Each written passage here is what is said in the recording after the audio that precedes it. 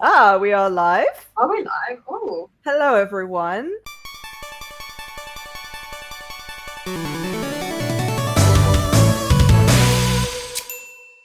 We hope you're doing well today and hope you've got lots of questions, crafting questions. we are excited. We have lots to come for you. We have so much planned, and we probably won't even fit it in, but we'll try.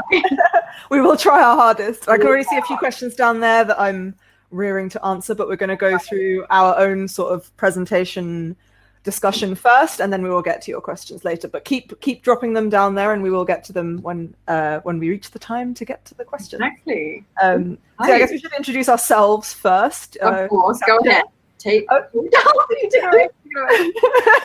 Go for it.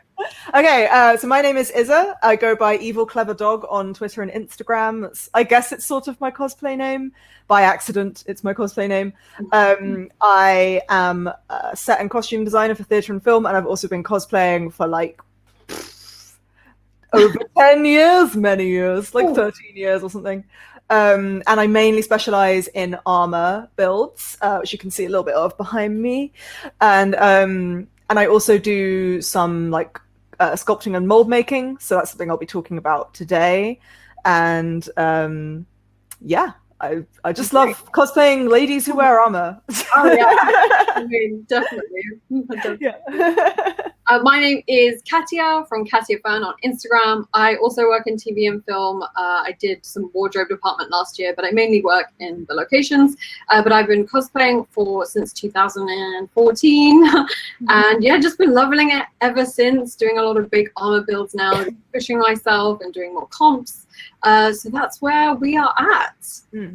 And I know we've mentioned specifically that we're both very into armor, but we will talk a bit about sewing as well. It's just that's sort of both of our focuses, so we wanted to really go into that in detail. And I can see the questions that have already been dropped are relating to armor, and, sort of foam and wobbler and materials like that. So exactly. Yeah. So we'll start on that. But we're going to kind of take you through the beginning process. So once you've picked your character, where do you go from? So like the whole planning stage. So how do you start when you've got your character? What's the first thing you start on?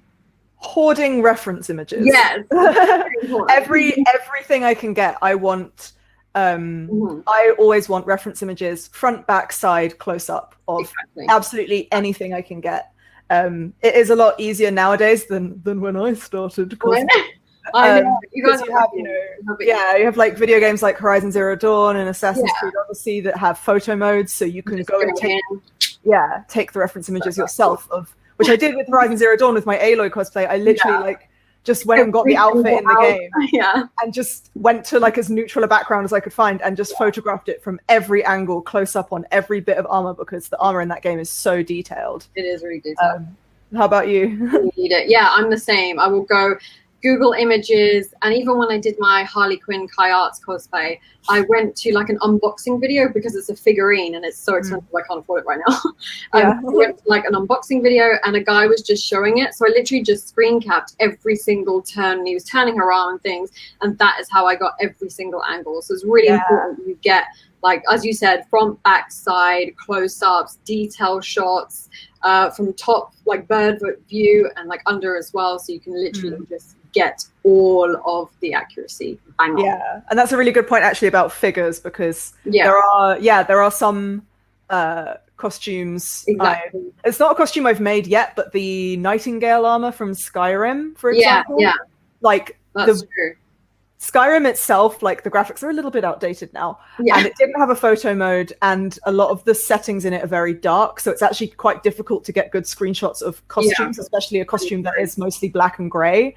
So there's a beautiful figurine of the Nightingale from Skyrim, and I just went and looked at screenshots of that online. I was like, if I ever do it, I've just got those saved for future reference if I ever get around to it. True. Yeah, figurines is definitely, and even if you can see them in person, say you have a store around you, definitely go have a look, get some free ones from there. You know, it's really about finding what you have around you. Yeah, like get the Blu-ray or DVD of the movie, and just screenshot it yourself if you haven't got enough good references. You can't go on Netflix, so if you can get hold of the DVD or something, then do all the screenshots from there. 100%. Yeah, absolutely. And you can store your screenshots on apps as well. Yeah, there's a very good app called Cosplanner, which I think we both use. We both use that, yeah. Which is very useful for, you can store your screenshots in it, you can use it to budget, so you can sort of list individual items, whether you need to buy them or whether you need to make them. And you can also sort of track your progress by percentages, which is quite helpful. Track like the date when you started, the date when you finished, how much money you've spent. Exactly. What cosplay contests you're entering, even. Like everything, all the details on there. It gives you budget, like how much you've spent, how much you overspent or underspent. And it's just a great way of just keeping it all tracking and keep you going as well, so you know what you've done and how much you have left to do. So it's a really great looking to progress. There's also something I think that can be quite important, especially I think for more complicated builds, is sort of doing like a breakdown or a sketch of the costume and how it's going to fit over you. You don't have to be like an amazing artist. You don't have to feel under pressure for this to be something that you're going to like show to other people. It's for your reference. Exactly. But like, for example, when I've done like my big Transformers builds, or when I made the Doomslayer armor for Bethesda last year, that armor is huge, and it was also not being worn by me. I was making it to be worn by a male model who was like 6 foot something, like ridiculously tall, and like a bodybuilder. Like he was absolutely hench. So I had to sort of, what I decided to do was to take like a photo of him, just sort of standing in as like neutral a position as I could get him to stand. And I just went on my tablet and like drew over him, sort of drew where the different pieces of armor were going to fit over him, how they were going to attach to one another, just to get an idea of, because it's such a huge build and it is not, you know, form-fitting and it's very complex. Exactly. To get an idea of how each piece of body and how the proportions were going to work, how the armor was going to attach to different parts of his body, how that might affect movement. So for example, if you have like a bracer and an upper arm piece, how is your connection, move your arm, how you're going to move your legs, your shoulders, your head. That's really true. And I feel like when you draw it, you spend time on all the little details that come in. So I just do like random little sketches of like the gun I was building, and it just helps you like know exactly what is there. So you're like, oh yeah, I never noticed that detail. But when you draw it, you're focusing on every single part of the costume. So that's like literally the first thing I do when I start something: draw it, sketch it out. And I think also, drawing it can help me figure out how to make it. Exactly. Like, sort of looking at a photo, I can get an idea of what I'm doing, but like sometimes just taking the time to draw it and like physically create it with my own hands not in the same way I'm going to be creating it when I'm making the costume, but it is another form of that. It's like creating something from nothing. Exactly. So it does help sort of think about the different planes of the piece you're making and how they fit together and everything. Exactly. And what it looks like in its planned state. You know, in like primary, when we used to make cubes, but when you unwrap it, it looks like a T shape, and then you put it together. So it's kind of getting it down to that position where you're breaking the layers down and how you fold up to do almost like a pepakura kind of style origami to get that all together. Yes, and that also helps very much with sort of the next stage of costume making, which is patterning. Because when you're drawing your costume, you can also plan how you're going to pattern it. So how you are going to create the seam lines, which will create the shape of the armor. Yes. Or whatever it is. It can be for a sewn garment as well. Pattern drafting for soft garments is slightly different, but they're not too dissimilar from one another. They're very similar, and this is the same kind of thing. And with patterning with armor, we did briefly mention it last week, so you can go and check that video, which is on YouTube right now. But we'll touch on it again. So it's the cling film gaffer tape method, which I feel like everyone still uses, no matter how pro you are. It's just a great way of doing it. So it's just easy and cheap. Exactly. Yeah. So if it ain't broke, don't fix it. Cling film against your skin, and then wrapping it in gaffer tape, and then drawing whatever you want on, your detailing, and then cutting it up. So when you lay it down on your foam, or I usually like to put it on paper to perfect the design even more, and then process that and place it on foam, so you have your exact measurements of your arm. Yes. For ready to build. Yeah, and then sometimes the sort of masking tape or duct tape, tape patterns can end up being like a little bit messy around the edges because you've had to sort of curve it around yourself. So you can also then transfer it onto paper so that you have like a clean version of it, and it's not, you know, wrinkly because it more exactly. Yeah. Wrinkly. And what it really helps with this stage is, like, I'll just show this armor I'm working on right now. It's not finished. I haven't finished painting. So this is my Tomb Raider, my Rise of the Tomb Raider cosplay that I'm working on. So if I just take the mantle off, you can see that the way this armor is like slightly form-fitting. Yeah. And so basically when I drafted it, I used my my duct tape mannequin, which is an exact replica of my body. So this mannequin is not an exact replica of my body, but there are seam lines, for example, in the center. Yeah. So you want to create sort of perfectly symmetrical pieces. You don't want to create two pattern pieces because they won't be entirely symmetrical. You want one pattern piece, which you create one side and then you flip it onto its back and then you create the other side so they're perfectly symmetrical. So there's a seam line down the center and then there's a seam line here.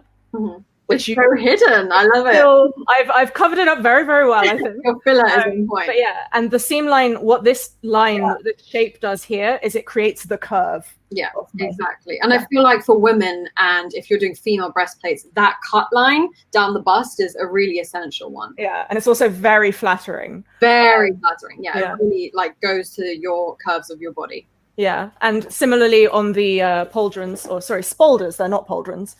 To get technical about armor for a moment. Exactly. Similarly, there is a central piece here, and then these two pieces are the same pattern piece. But you can vaguely see, just because it creates a slight ridge, where those seam lines are and the curve that they create. Exactly. Like, that's what you want, because if the armor is flat, it's not going to look realistic. Exactly. It's very true. Seam lines are everything. And no, this is not an IKEA rug. This is faux fur, which I and then backed with fabric, and it's just attached by two poppers, and that's the fur mantle. So perfect. I love it. Thank you. Green. Ooh, excitement. Yeah, pattern is something I never like. I never really enjoy the process because that's your foundation. So if you don't get that right, then it's really, you have to absolutely nail the patterning piece. Otherwise, your whole thing will be thrown off. But yeah, I actually do quite enjoy patterning. I think because I started off, my sort of artistic side started off with drawing. I just see it as like a form of drawing, and I quite enjoy it. Yeah, I understand some people find it quite tedious. It's I'm like, I want it pretty now. When is it going to get great again? Yeah, very true. And then we have materials, which is a whole spectrum. There's so many materials you could use for your cosplay, but we both mainly use foam as our main materials. Would you say that? Yeah, I think so. I use a lot of other materials as well, but usually with armor builds, usually those materials are there to supplement the foam. So for example, the fur or something like leather or even chainmail. I've got piece here where I've used chainmail for this, the backing on this helmet. So the rest of that is foam or insulation foam. But I use real chainmail to do the back because it looks best. I know you can get a foam chainmail now, which is really exciting. And I really want to try that. Yeah, that looks really cool. Because then it won't be heavy. I know. The weight of it all. That's why like foam is a really lightweight material, and you can start off like this is just offcuts from craft foam, which just come in lots of different. This is where you might want to start with something like craft foam. But the thing is with this, it tears really easy, as you can see. But then you can go to something like more heavier foam. So these are really denser foam. This is actually the new CF. Ooh, so 150. 150, even denser than polypod. As you can see, this will not rip. It's very, very dense. So these are the difference between the different foams you can use, and this will have much more stable. You can heat it up with a heat gun and just bend it to where you want. But having like more dense foam is definitely something essential. And I think there's sort of different places for different types of different thicknesses. There is, exactly. Like that thin 2mm stuff, I wouldn't make a breastplate out of that, but these thin details here, they're all made from 2mm because that creates a sort of nice slight addition to the costume without overpowering it. But then the main bulk of it is made from 6mm because that's a bit sturdier, without being too bulky for the type of armor that it is, which is slightly more form-fitting. Exactly. And I think foam gives you a slightly more flexibility than something like Warbler. So you do have that little more flexibility with foam. But Warbler is like one of my favorite materials. I have made so much. It comes in a load of range. This is like offcuts from the normal Warbler. We've got Black Warbler. And this is something that I never finished, but like a little like breastplate out of white. And then you can form things like, this is my Dragon Queen. So this is a Warbler. And what you do with this is, you know those little like Christmas ornaments you get, like those see-through baubles. Yeah, that's the word. They come in two, and then you just heat the Warbler over these baubles, and that creates like the base of your breastplate. And then I just form these all with like a long toothpick, just go underneath and shape it with a heat gun. You can make all sorts of things like the Mara crown. This is also Warbler. So it's really robust, and that's not going to break anytime soon. So it has that really strong aspect, and it's very great to work with a heat gun. So I absolutely stan Warbler so much. Also make like little hand. This is like, you know, I know what costume that's from. Hey, you do that costume. I do love Feora so much. But you can create so much, and this is really great. That's just something that's just going to stay on, and this hasn't broken at all. It's really, really robust. Try not to punch anyone when you're like this. I can imagine for finger pieces that's so great, because the problem with finger pieces is that if you're trying to pick something up or touch something, you bend the foam. Exactly. I always like to cut out a little hole so I can touch my phone, which is probably really like I can actually like text my friends like, where are you? I can copy that black. So that's a tip if you and then never find them anyway, because you never find them. Exactly. I'm like, oh, I anyway. Warbler is a great material. I mean, both foam and Warbler are fantastic. They sort of have like different purposes. I think I've ended up mainly using foam just because I find it so versatile. Exactly. Like I've used it to make, you know, armor of all different kinds. Like this is from my Cassandra cosplay, and it's more sort of like Corinthian, like ancient Greek armor. Then I've got like silver armor, and I've also got, you know, you can also make very organic looking things out of it. So this is the Eclipse mask from Horizon Zero Dawn, and this is meant to be just carved wood, so you can make it look like sort of really organic materials as well. And I've also made it look like like tree bark and leather for my Cassandra cosplay. My Horizon Zero Dawn cosplay is also like another type of metallic finish, very different. But again, it can do all these different things, and it's very versatile. The Warbler also has a lot of versatility to it as well. It's just not something I'm as like versed in as you are. Everyone's different. It is great. They both have different priming processes as well.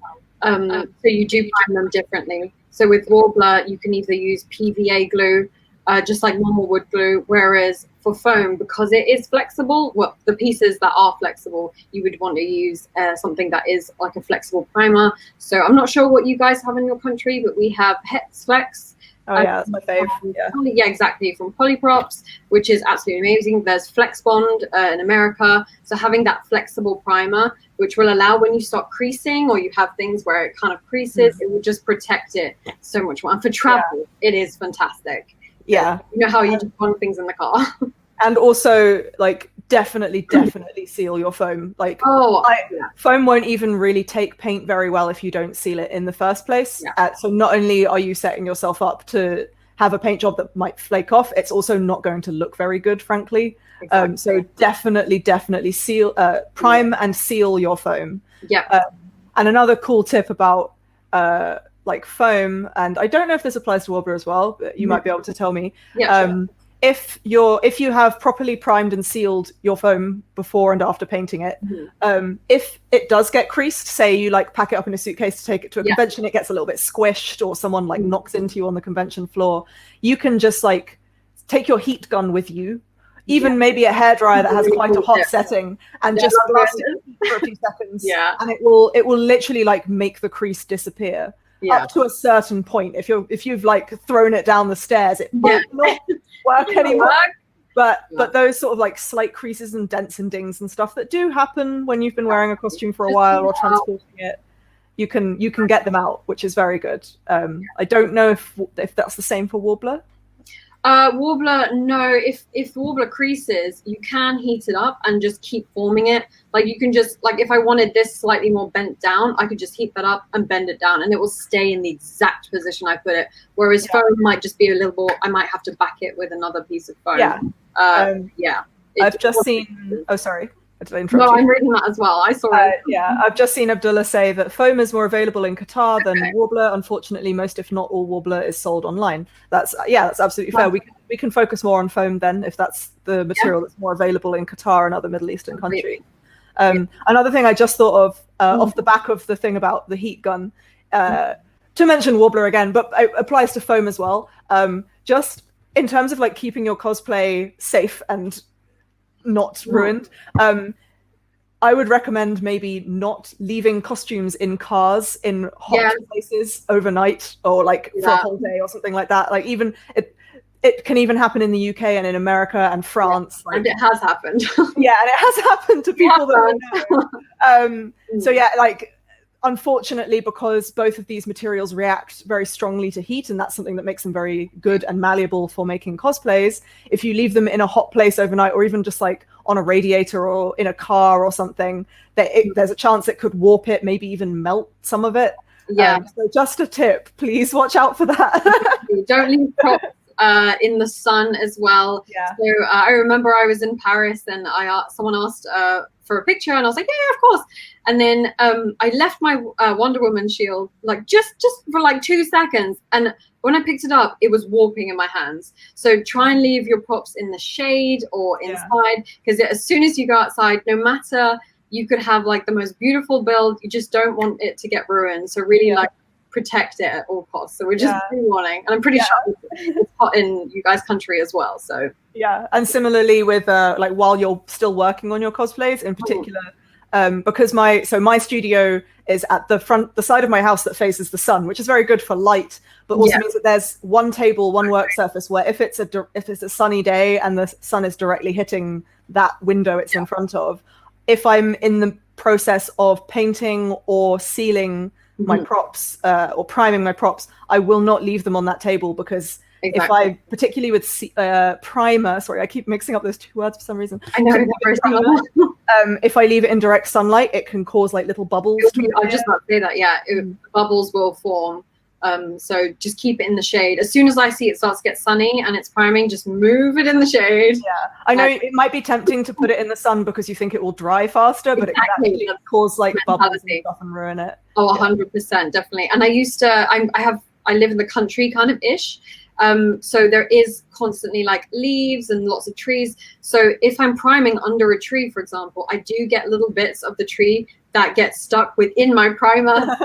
So just be careful where you prime and paint your props, because you don't want little bits, because as soon as you pick that up, the primer can start to peel off like the entire build. So just be really careful. Just go clean, dry place. It'd be great to prime a prop. Be careful. Oh, the worst is if you're doing something outside and then little bugs get caught in it and like die on it, and then you're like, oh, I have to like stand this damage.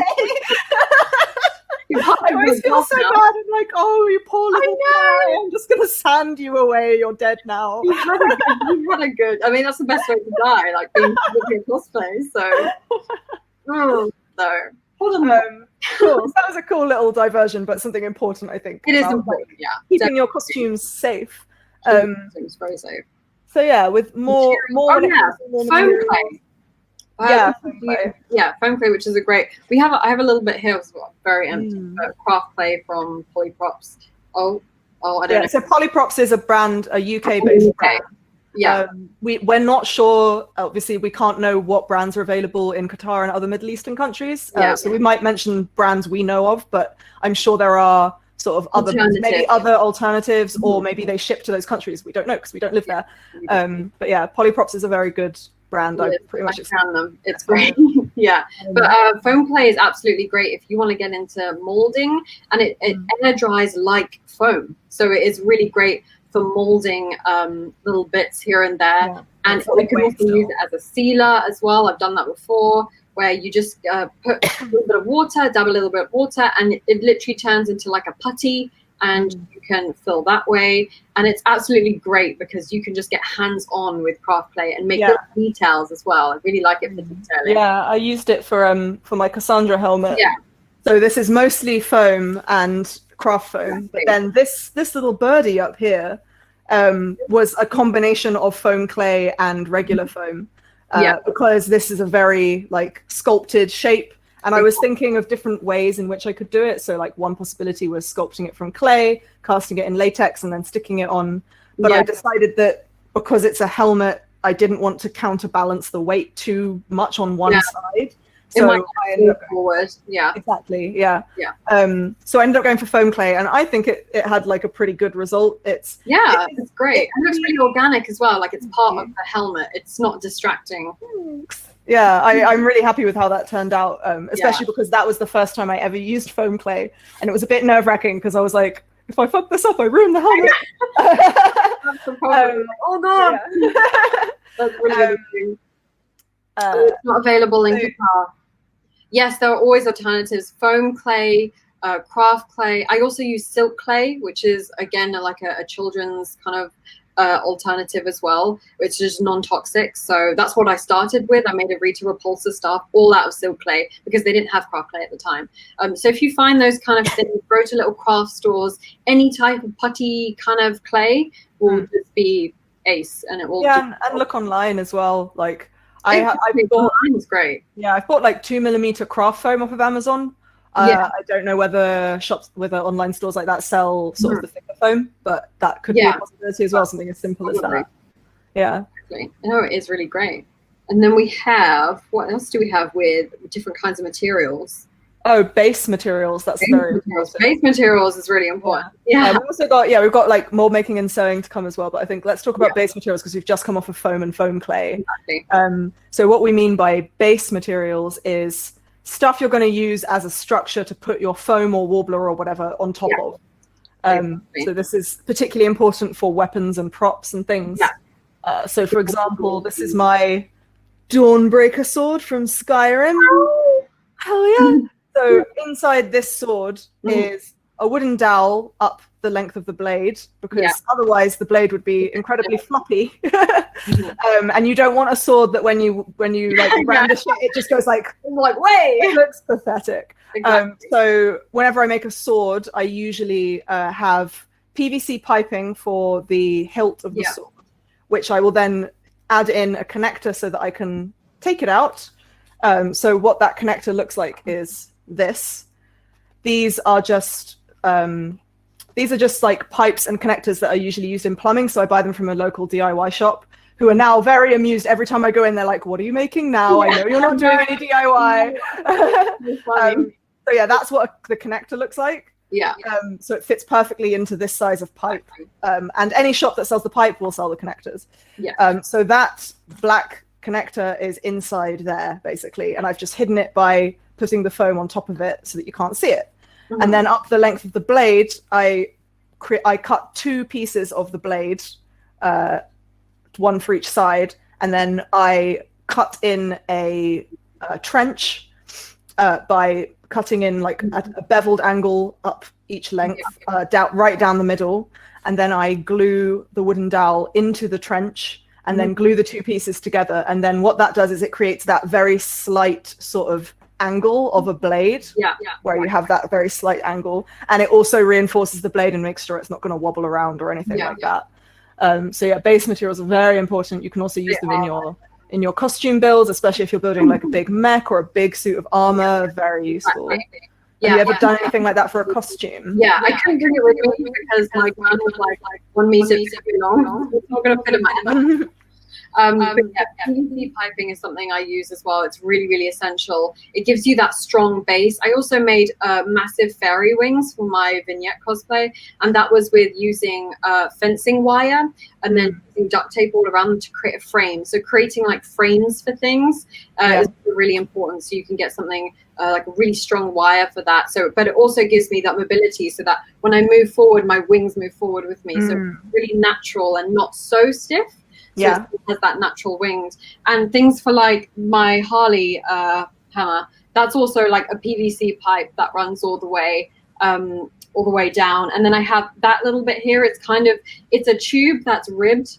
And then I cut that in half and then put them on for little detailings. And that PVC pipe runs all the way inside the hammer and then connects there. And it has a structure where I have like glued it all the way down and reinforced it on the inside. And then that's 10 millimeter foam just to create that little roundness for the hammer. So the whole thing is hollow. And having hollow props is something that's really, really essential. Trust me, no matter how strong you are, no matter how buff you are, you're going to get real tired of lugging that real metal sword around all day. Exactly. Little things. I can see like a little Wonder Woman blade there. That is 3D printed, so I don't know if you guys have access to 3D printers, but that has 3 metal dowels that run through it, and then it's able to disconnect at the hilt for travel as well. So I think if you're thinking of traveling with your cosplay, think about how you can transport it. So splitting it up. So I've split my guns in 3 parts so that's able to travel as well, but also make it sturdy. So you can add magnets as well so that it can click into place when you re-put it on. So that's something that's quite essential and something to think about when talking about base construction. Yeah, that's exactly why. I think I forgot to mention it. That's exactly why I make the hilt disconnect from the blade. So that I can fit it into a suitcase, basically, or a bag or something. Exactly. You also mentioned wire, which is a really good one. And I didn't bring this prop in here because it's sort of semi-setting at the moment, because I just glued some pieces of it together before I came in here. But I'm currently making... Wire is very useful as well for if you are creating like organic curved shapes from foam dowels. So at the moment I'm making the staff of Hermes from Assassin's Creed Odyssey to go with my Cassandra cosplay. And that staff, it's huge. I've made it disconnect into like 5 different pieces. It's taller than me. It's fucking but there are 2 snakes which curve around it because it's a staff of Hermes. It's that famous symbol everyone knows that was used by doctors.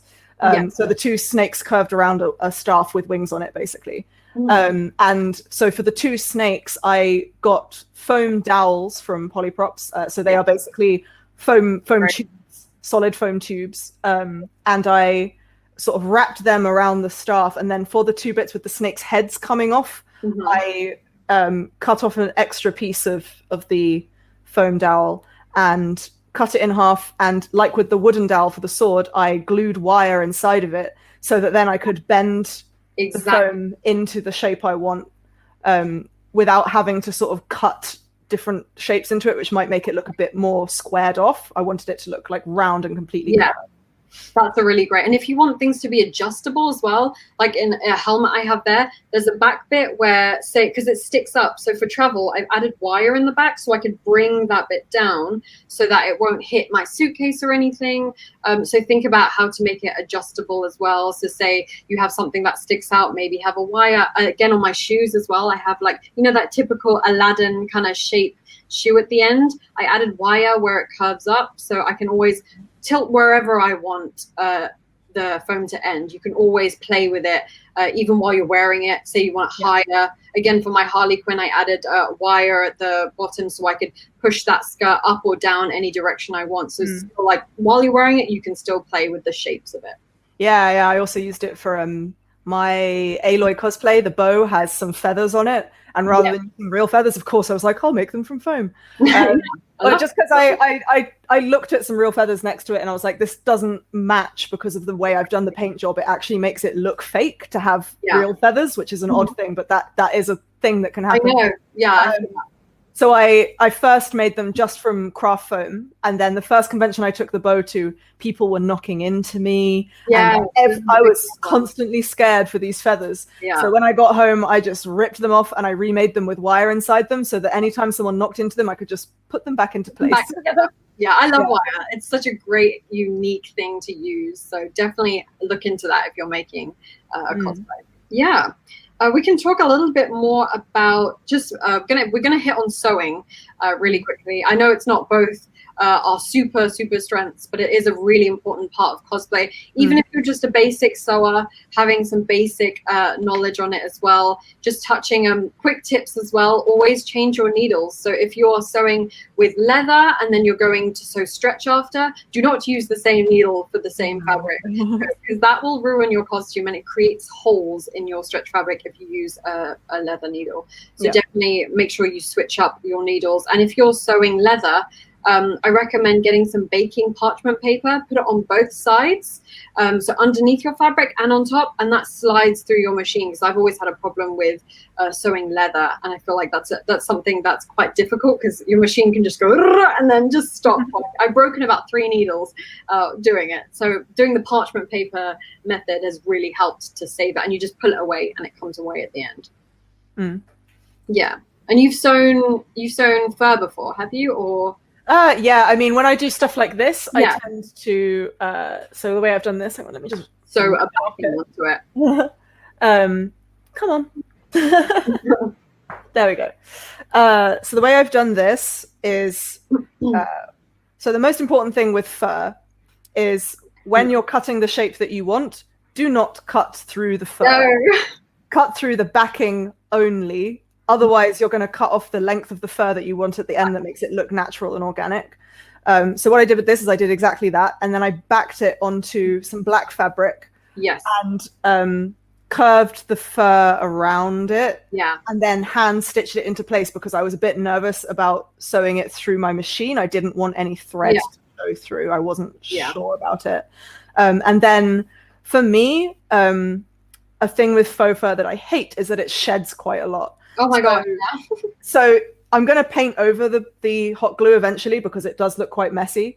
But I just then hot glued around where I'd sewn so that the fur won't come out as easily, because the glue is now gripping the place where some of the fur starts to come away from the backing anytime you cut the backing, regardless of how well you cut it.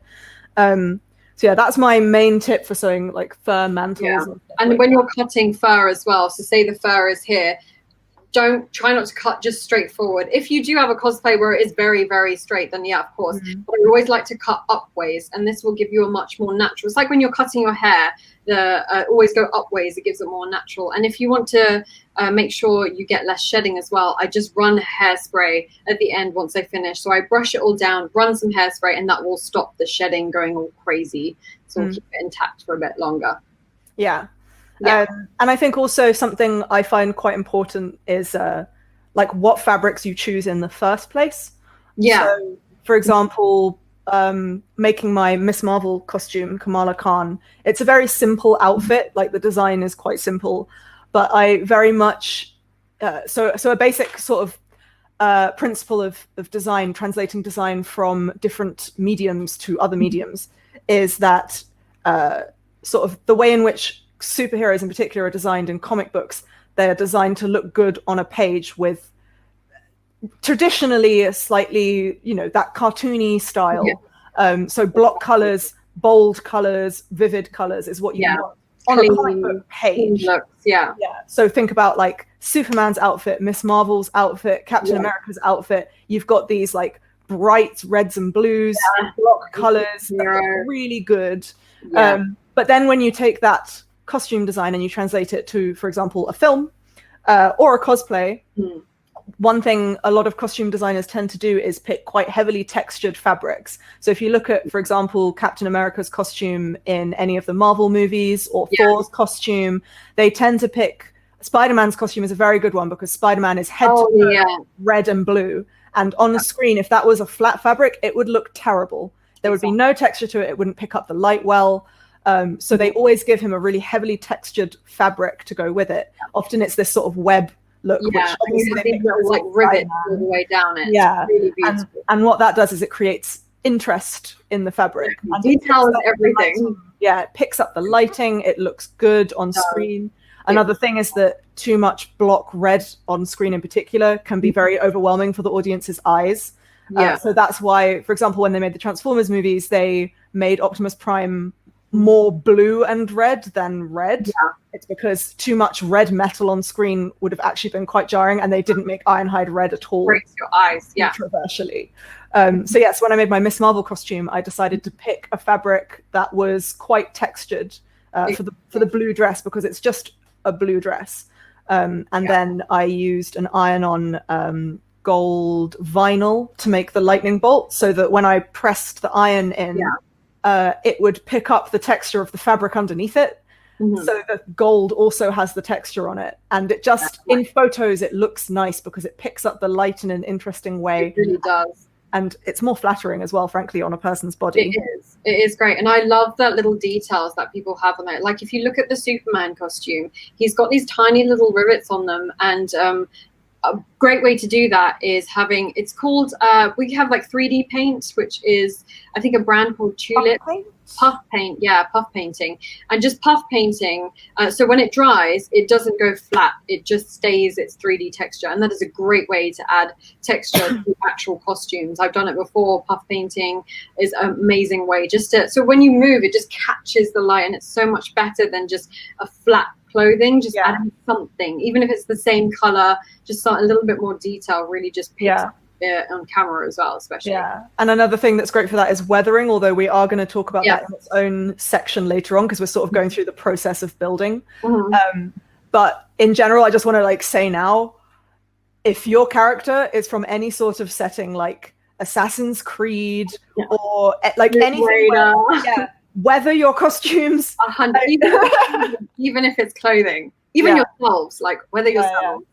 Because I like obviously, and everyone can do whatever they want with cosplay, but in particular if you're entering into competitions or if you're doing, you know, very intricate photo shoots, it sort of dampens the realism of the hard work you've put into that costume if you have like a crisp white Altair robe with no weathering on it. The man lives in the desert. I know. He runs up and down buildings all day. Makes sense. His costume would be dirty. Even just a little bit. Like a little bit, I agree with that. You can do like, so we'll touch on weathering again, but even in your costume, and say you have a really dirty up costume and then your skin is completely clean, it's quite a bit like juxtaposition kind of thing. So maybe just dampen up your skin with a little bit of eyeshadow or something just to match how you're interacting with the environment that you're in. You know, you're in a desert, you're in a jungle, so you're matching the environment that your character's in. That's really important. And if you want to see that done to perfection, Katya's Tomb Raider cosplay photos are like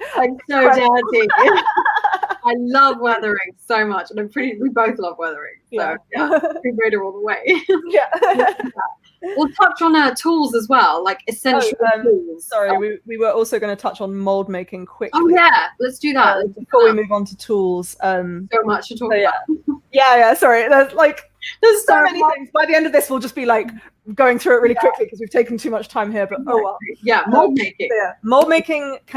Mold making is expensive. Mold making is scary if you don't know how to do it. It's not for everyone, but it can be very, very useful for your costumes. It really can be. I was very lucky that I was taught mold making professionally when I went to drama school to study theatre design. Not everyone has access to that, but there are a lot of tutorials online showing you how to do it. For example, oh my god, I can't believe I've just forgotten their name. So basically, like companies that make the materials post videos about how to use the materials on YouTube, and also some of the cosplayers and prop makers that we recommended last week also have videos on it.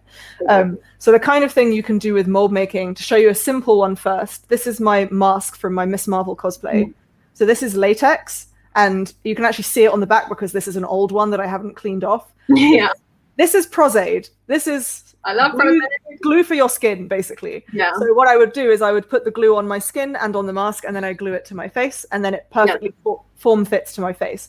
And lots of superhero masks are designed that way. Obviously, the characters in the paper comics don't have to think about that, but because it's magic, they just stay on. So the way I made this, it's quite simple actually. I'll start here. So this is a face cast of not me, but an actor I worked with a few years ago where we needed a face cast. We thought we needed a face cast for him, and then we ended up not needing it. So I had this unused, basically, left over. Actually, it's quite bright. I don't know if you can see it. There we go. This is James, everyone. Hi, James. So what I did was, even though this isn't my face, technically what you really want is a head cast of yourself. Yeah. But I haven't got one yet. I haven't had the time to get one, and whenever I did, I was ill, and I didn't want to have a head cast done while I was ill. So whatever. Yeah. So what I did was, you can actually see the outline of it, where I drew the outline on his face of the mask, and then I sculpted it in clay on there. Yeah. And then from that, I took this mold. This is all in plaster, by the way. I took this mold, which is the mold that I create the masks in. So you can see if I put that in there, it fits in there perfectly. Yeah. So I take this mold, I brush latex into the mold. A tip I use is that with latex, I always dye it first, because latex always comes out this horrible yellow color unless you put any paint in it. So I literally just put in a few drops of acrylic paint, blue acrylic paint in this case, mix it in with the latex so that the latex itself is the color I want, so that if the paint does ever start to shed off, the same color is still underneath. Yeah. So I brush latex into the mold, do it layer by layer. You'd want to do thin layers at a time, and you can use a hairdryer to like quicken the process of drying. Yeah. And then when it's ready, remember also to use oh my god, I'm forgetting all my words right now. Mold release. You want to spray on mold release. Yeah. That's the latex, it's slightly less important than with other materials, but still use it anyway. And then when it's ready, I just rip it out, and you have the mask. And I can like mass produce these quite quickly now, because I have this. Exactly. You know, molds don't last forever. I will have to throw this one away eventually, but then I can just make another one, and then I can keep making Miss Marvel masks. And so that's quite a small, simple thing you can do maybe for your first mold making project. It's just like a little, you know, Robin has one, Green Lantern has one. Yeah, or superhero. Yeah. But then just to flex, you know. This is an even bigger version. This is my most recent mold making venture. This is Winston from Watch Dogs Legion, which was going to come out this year, but I think might have been delayed because of I think everything's delayed now. So this boy is also latex, and I sculpted him from clay. I also have a head cast of another actor. I really need to just get a head cast of myself. You do, like, but I have these head casts, and for stuff like this, unless you're doing like very specific facial prosthetics, like noses, eye ridges, you can use a head cast of someone else, so long as they don't have like hugely different sized head or facial features to yourself. True. So this guy, I sculpted it in clay, molded it in plaster, cast it in latex. It's like the good thing about latex is it's very flexible. And I love this guy so much. I wore it to Comic-Con, and everyone was just like, what the fuck is that? What are you doing? What are you doing? Because like no one's really seen this character very much yet. That is so if you want to do something like this kind of mask that's like a creature mask, latex and silicone are very good for that. So you're gonna maybe want to look into mold making. Mold making is a really, really cool way of like upping, like making facial stuff. And I've also done like a Khal Drogo. He has this belt, and resin casting that. So making it out of clay. I don't have it with me at the moment, but it's making it out of clay, like a clay model, and then silicone, so casting it so you have like a rubber casting, and then filling that with resin, and then like you said, you can mass produce it. So once you've made one, so say you need to do like multiple gems or multiple pieces in your cosplay, make one master mold, and then you just keep pouring in that resin or pouring in latex, and you just keep making it. And that is an amazing way to mass produce parts of your cosplay. Yeah, and you can also buy some generic molds. So when I was on holiday in Spain earlier this year, before we weren't allowed to go anywhere, I found a shop. I just found a random art shop, and whenever I'm anywhere, I always, if I see an art shop or a crafting shop or a fabric shop, I tend to go in and just see if there's anything that's different from what I can get back home. Exactly. And I found this shop that just sold like dozens of generic molds for buttons, gemstones, random little objects. So I just bought one of all of them because I was like, I'd never find these in the UK. Yeah, I never find them in the UK. And at some point I will be like, I need to make a gemstone. I bought that silicone gemstone mold in Spain. And I can just go and get that. Yeah. It is really, really useful. I need to do more of it. Yes. So we go on to some tools. Yes, and I think should we start with sort of the sort of essential, what we consider like essential tools if you're just starting out, and then we can move on to other things. Exactly. So obviously, to we've talked about like stuff like masking tape and cling film. Like we've already talked about that, so we're just sort of considering that we've already. So more about like crafting tools. Yeah. So in order to make anything with foam, you are going to need a cutting mat, some kind of knife or scalpel, a metal ruler, because you don't want to use you don't want to use a plastic ruler with a scalpel blade. Exactly, because this will just help you. If you have a plastic blade, you can end up cutting the actual ruler. So this is a great way of just cutting all the way down your foam without having any issues. And always, I must say, sharpen your blades. Yes. Blades. This is absolutely will get your build so clean. Do it every time. And these are like snap-off ones. So you can actually break off the blade here, and it will just, you can end up using these. So all get replacement blades. So always have a sharp blade. Yeah, you can buy knife sharpeners. I've got one. But exactly. I tend to like kitchen ones. Yeah, I do tend to mainly use scalpels, which have replaceable blades. Exactly. They're great. But basically, foam dulls blades relatively quickly, which you wouldn't think, considering how soft it is comparably, but it really does. Like cut 1 versus cut 20, there's a huge difference, and what that ends up starting to do is tearing your foam rather than slicing through it. So your lines aren't going to be neat, and then when you glue them together, you're going to get like weird ridges and stuff. So make sure your blade is sharp. Your blade is sharp. Very, very sharp. Yeah. And for gluing, hot glue guns are great. Definitely have one. But for the bulk of your gluing, you're going to want to use some kind of contact adhesive. Yeah. Just like this one. This is Fix and Fix, which is my favorite one at the moment.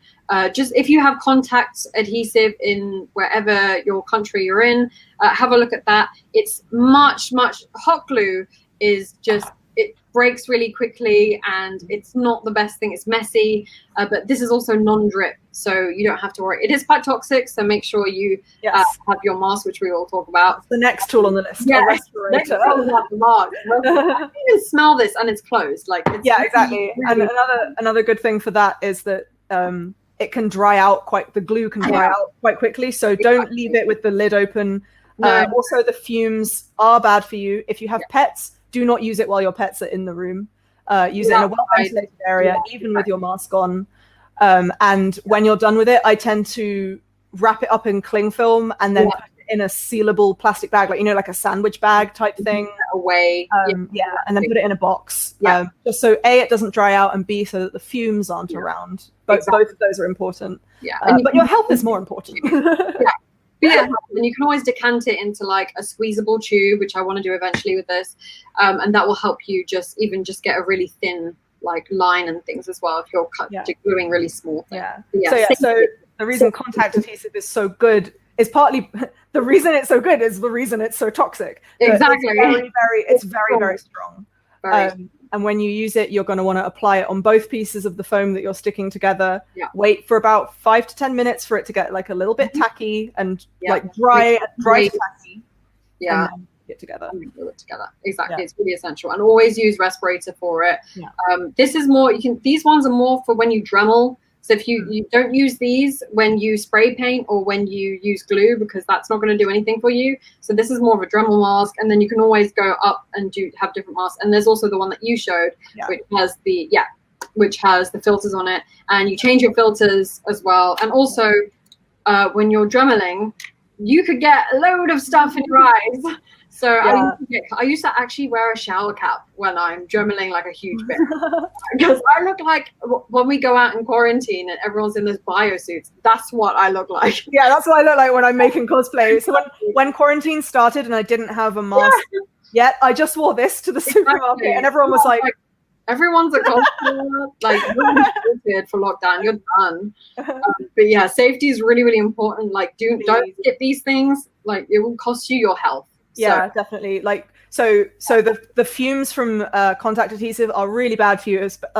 you wouldn't feel the effects right away, but if you're using it all the time for years and years, the accumulative effect on your lungs can be really bad. Same for breathing in foam dust and spray paint over time. It's accumulative, and you want to preserve your health over time. You don't want to use it for cosplay. Exactly. And a good tip for these respirators. So I bought this on Amazon. I am failing to remember the exact name of the mask right now. I think that's 3M. Yeah, it has 3M written here, but I can't remember the name of the company. Oh, but if you search 3M respirator on Amazon, I'm sure you'll find they are more pricey, but I do recommend it. It's essential.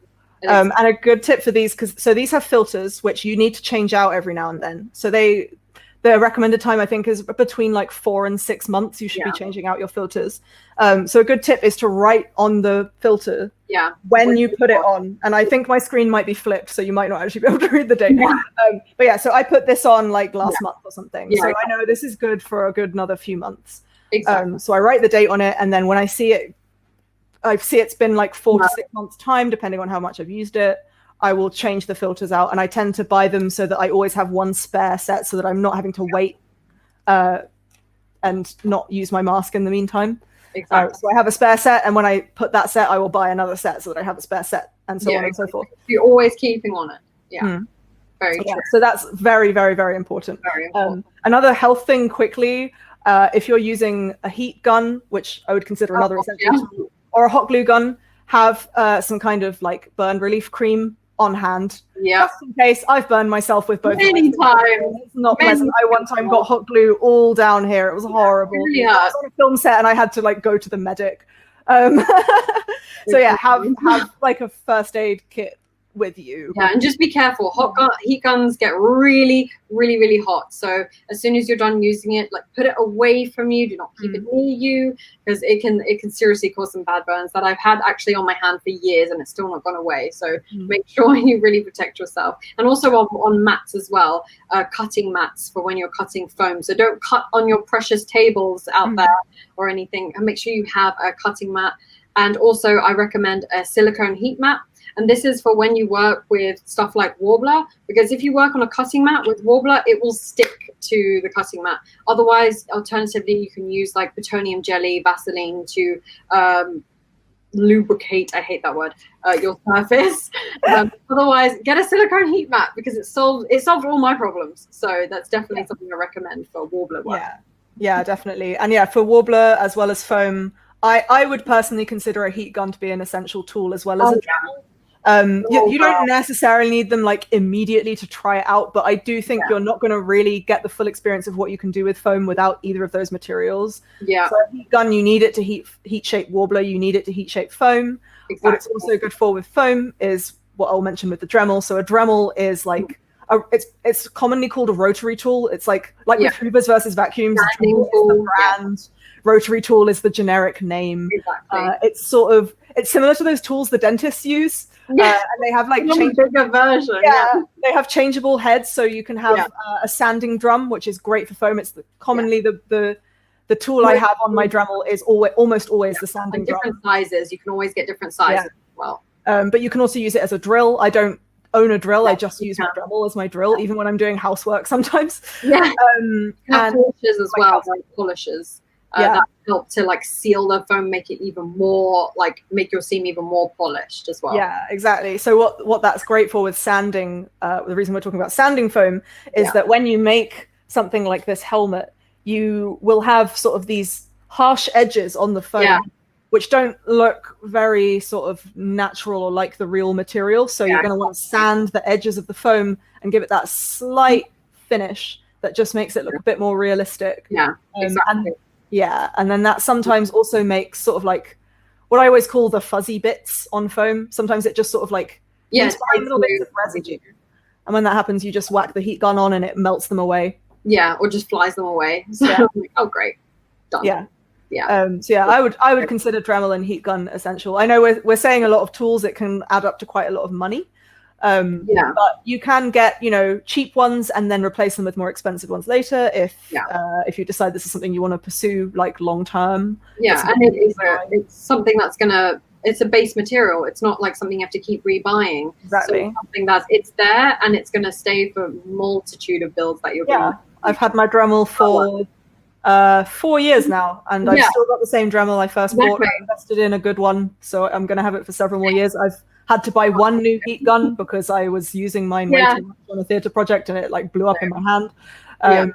But yeah, like, and I bought a cheap one to start with because I wasn't sure if I really wanted one, and then that one crapped out after 2 years, and now I've got a new expensive one. Sometimes it's worth it. So really have a look what's on the market for you.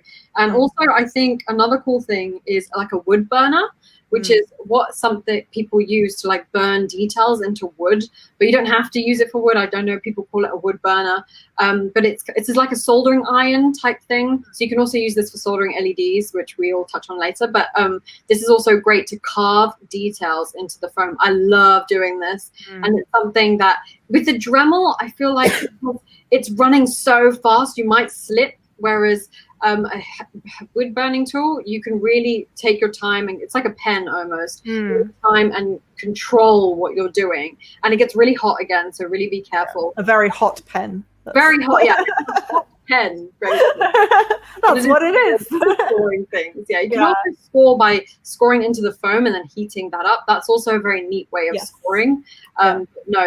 Heat burner is also, I wouldn't say it's essential. It's something I got much later. But it's definitely like changed the way I do things. Yeah, I got mine when I made my Aloy cosplay because I had to do a lot of organic looking materials. The bow is made of both wood and metal, for example. So giving wood texture, it's very good for organic texture, and it can be very good for doing some weathering as well.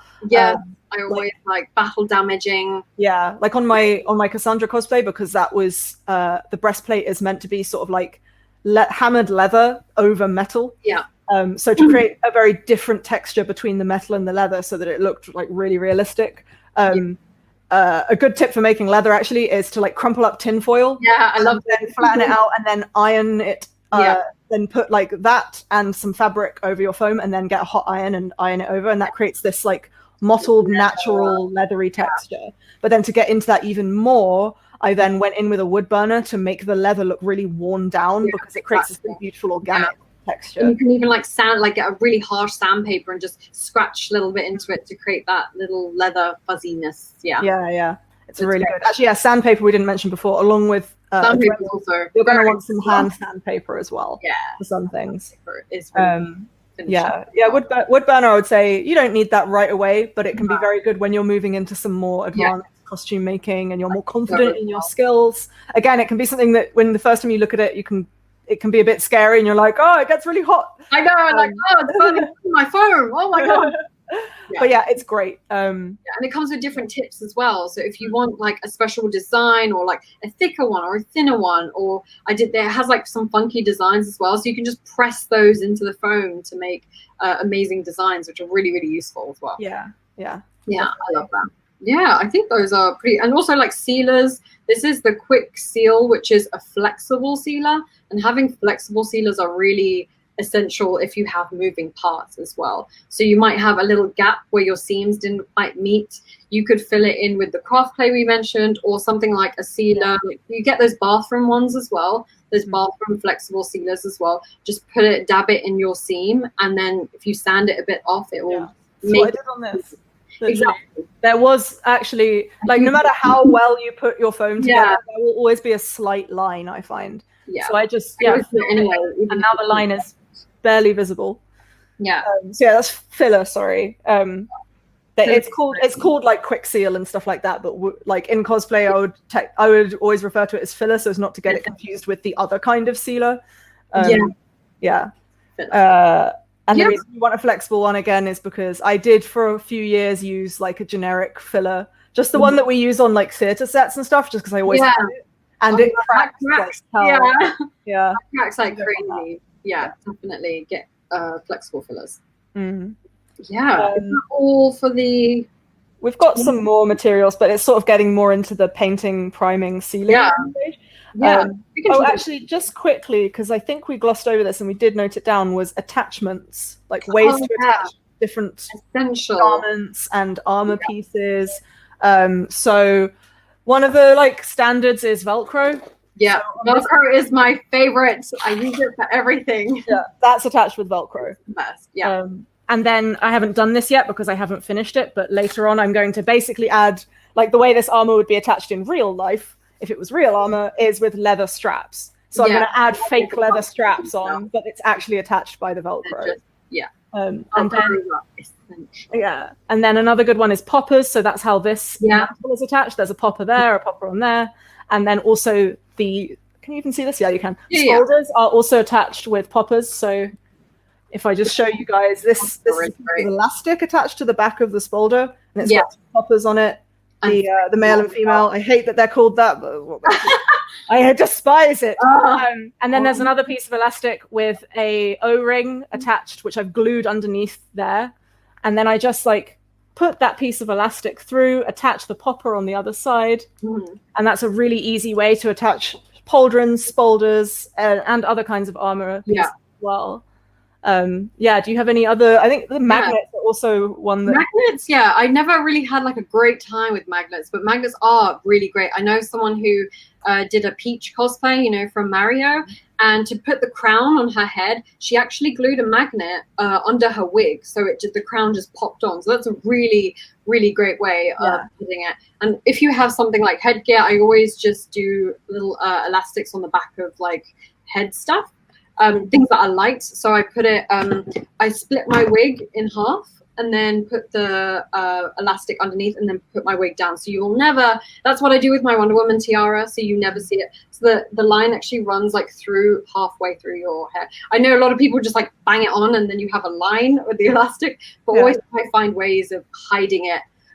Like if I have on this section where it's not coming down as easy. This is everything is tangled. Jesus, I'm just gonna leave the necklace on. But what inside? I mean, on the outside you can't see it, but if you look on the inside, I put a rim of warbler. So if I ever want to make it like this or like this, I can actually just heat it up and shape it how I want. And then I've also put some clips. So these clips clip into your wig, and these are really essential. So you can just slide that on. A wig, and it just stays on like so that's good. And now it's attached to my hair. I did something somewhat similar with my Aloy helmet because it's such an unusual shape. Sorry, you're not done. You go on you, don't worry. You're just caught up in your helmet. So this is my helmet from my Aloy cosplay. This is the Nora Lookout outfit. It's a very unusual shape. I've never seen a helmet like this in real life or in fiction, frankly. Yeah, it's so cool. It's very cool. I love it. It's got this sort of like bug-like shape to it. It just reminds me of that. And so because it's an unusual shape and it's not form-fitting to my head like the Cassandra helmet is, what I did was I glued in a headband. From Poundland, just like a generic little girl's headband. So I glued that in so that I can't do it because I'm wearing headphones. But when I put it on my head, the headband helps hold it in place, so it doesn't like move around or anything. So what you're doing when you're making cosplay stuff and costume, you're making something that looks like the real thing, but it doesn't have to behave like the real thing. In fact, usually you don't want it to. Functional at the end of the day, like having really functional pieces.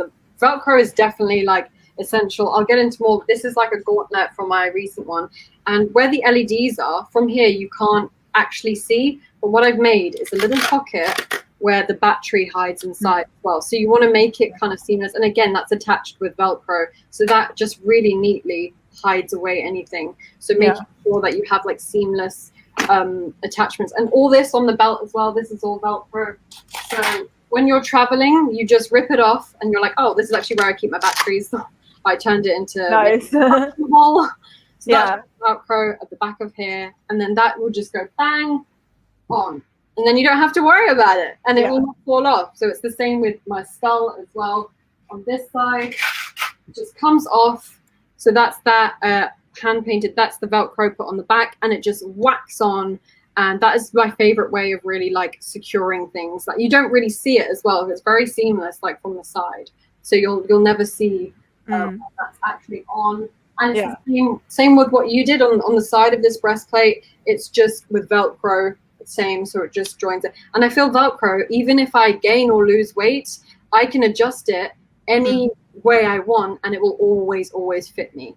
So that's why I also really like using Velcro, because it's very, like, no matter, it's very sizable. That's what I really exactly. Yeah, I did with the magnets, with the, like, hiding stuff thing. Yeah. I did a similar thing. The one time I used magnets successfully.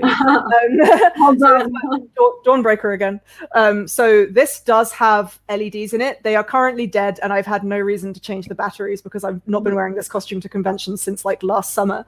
But this piece removes, and then inside the light switch is hidden. Oh, that came on. It's very dim. It's very dim and no one can see it. It's alive. So yeah, so I just like looked at the design of this design. Was very difficult to do this with because like the battery packs are hidden under here. This design was difficult to do it with, but it is possible even on a design where there's literally like a hollow piece. I was like, where am I going to fit these wires? That you can always find a little place to hide. Always find it. Which actually reminds me something very important is finding if your costume does not have pockets or a bag or pouches, find somewhere. Find somewhere. On my Cassandra cosplay, I did it with, she has a quiver on her back. So I just like made a little zip bag, a sewn zip bag, and like glued it inside the quiver. The quiver is empty of arrows. So I just like reach behind me and unzip that and put my phone inside and take my phone out. It's all about being clever with where you hold your phone. I do this with every single cosplay as well. Like I always find nooks and crannies where I can, or even like make a bag that looks with the same materials as my costume so it blends in.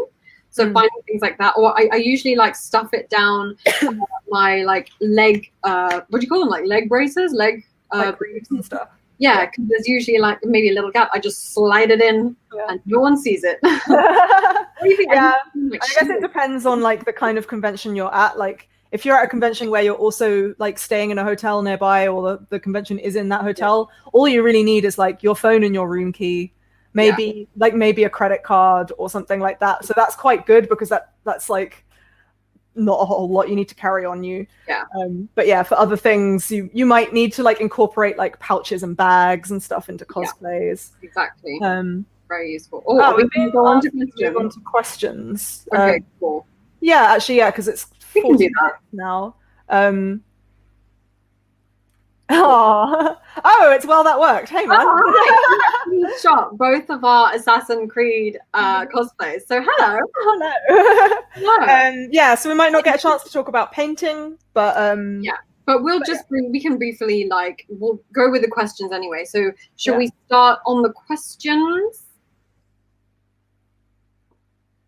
Yeah, I think we did answer quite a lot. We can start with the first one. What online resources do you recommend for wig hair? Do you make your own wigs or hair specific cosplays? Yes, this was actually a whole section that we had planned, but we don't have enough time for. I'm a huge believer in that makeup and wigs is so fundamental in making your transformation. I really believe it doesn't matter if you're a girl, boy, whatever, makeup, it really changes your face. People of any gender should wear makeup. Really, exactly. It does not matter. Body painting, like you could go into, I could talk about contouring all day. It's changing your face, like making your nose narrower, making the cheekbones, the highlight. It all adds to looking even more like the character. So sorry, I got really passionate there. What was the question? It was about wigs and hair. But just to add to that quickly, because we're touching on makeup, that like I said, people of any gender should wear makeup for cosplay. I consider it in the same way as, actors of any gender wear makeup when they're on stage, when they're in a film. It does, like, even if it's just like powder to make it sure that your face isn't shiny in photos, like it makes all the difference. Even just a little bit of eyeliner, honestly, it really does.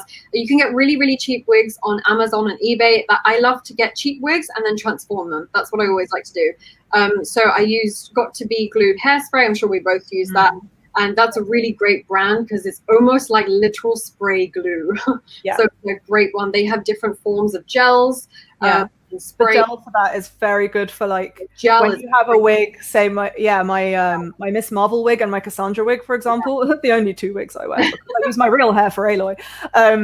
Like the sideburns naturally will like lift away from my face, so I just like put a bit of that gel on my cheeks and then glue the hair to my face. and then it doesn't move all day, and it will always look good and frame my face exactly the way I want it to. Exactly. It's so perfect. Even if you have anime wigs, like the spiking, so you get a teasing brush, tease it, and then put some hairspray and just form that spike. That is the best way of making quick, easy, like anime type spikes. Yeah. Foam versus Warbler, we kind of touched on already, I feel. That's the quick fire question. Which do you prefer, foam or Warbler? Foam. Warbler. Oh no! According to the internet, we must fight each other now. For the death. No, I love them, I really do. This is a good one because we didn't get to talk about our paint section. So what paints work best for different materials like wood, foam, fabric, etc.? Is there a single type of paint which is used for everything? So even your bog standard acrylic paints are very good for pretty much anything. Yeah. When you're doing foam builds, I've got some here as well. Exactly. These are slightly more expensive ones, and I'll sort of go into that a little bit. But like acrylic paint isn't known as being a flexible paint, but so long as you have primed and sealed your foam properly, acrylic paint will work absolutely fine. There is also a type of leather paint which you can use, and leather paint is intended to be flexible because it's intended to be used on leather. I personally haven't even gone as far as using that, and I still just use acrylic paints. Really cool. They're great.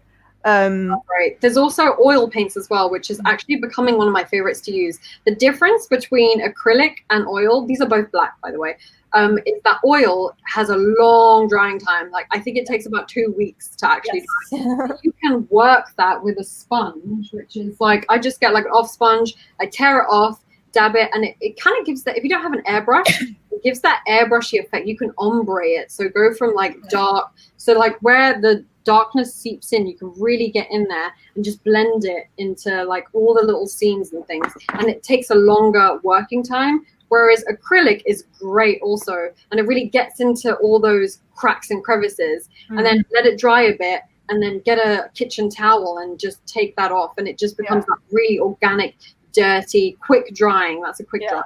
Again, like we mentioned with fabric earlier, like always weather your armor because it's not going to look realistic otherwise. And in fact, like I always say, like layer your paint job.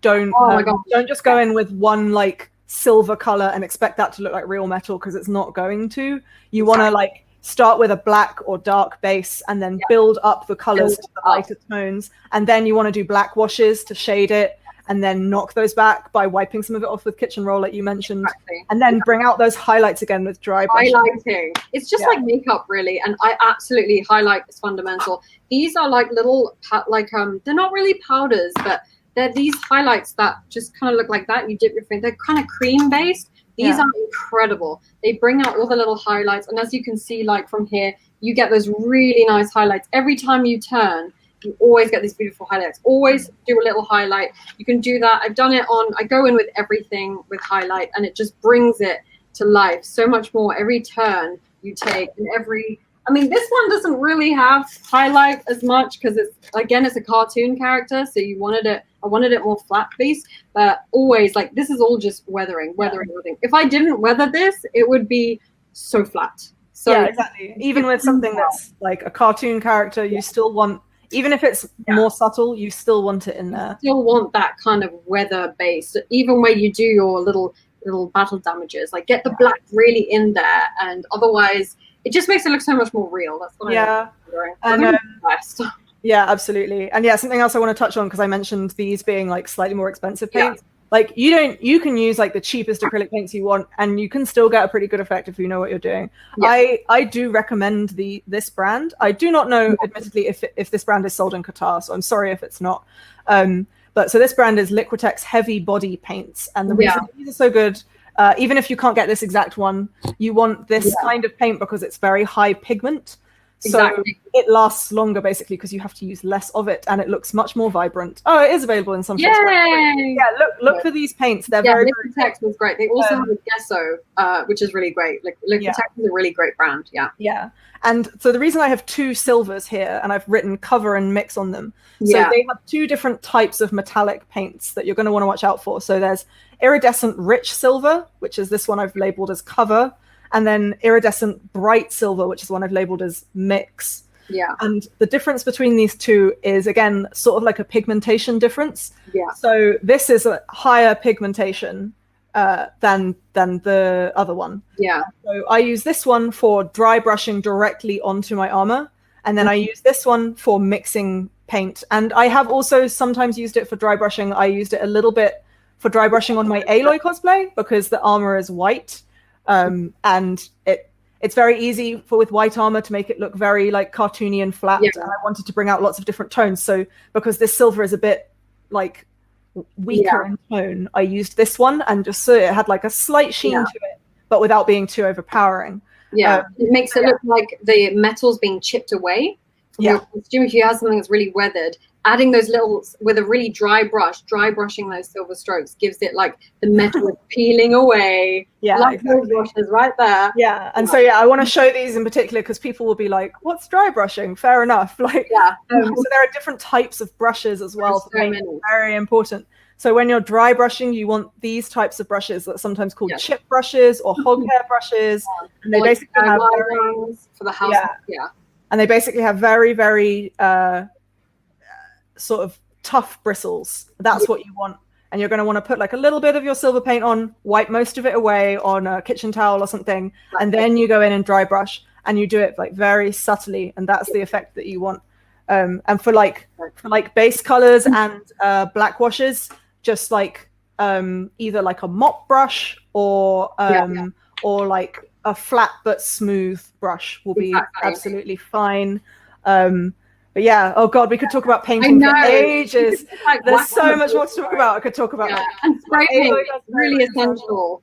Yeah, spray paint for everything, just for a great flat base, and then you can go from there. So yeah, that's all for paints because we could really talk about them forever.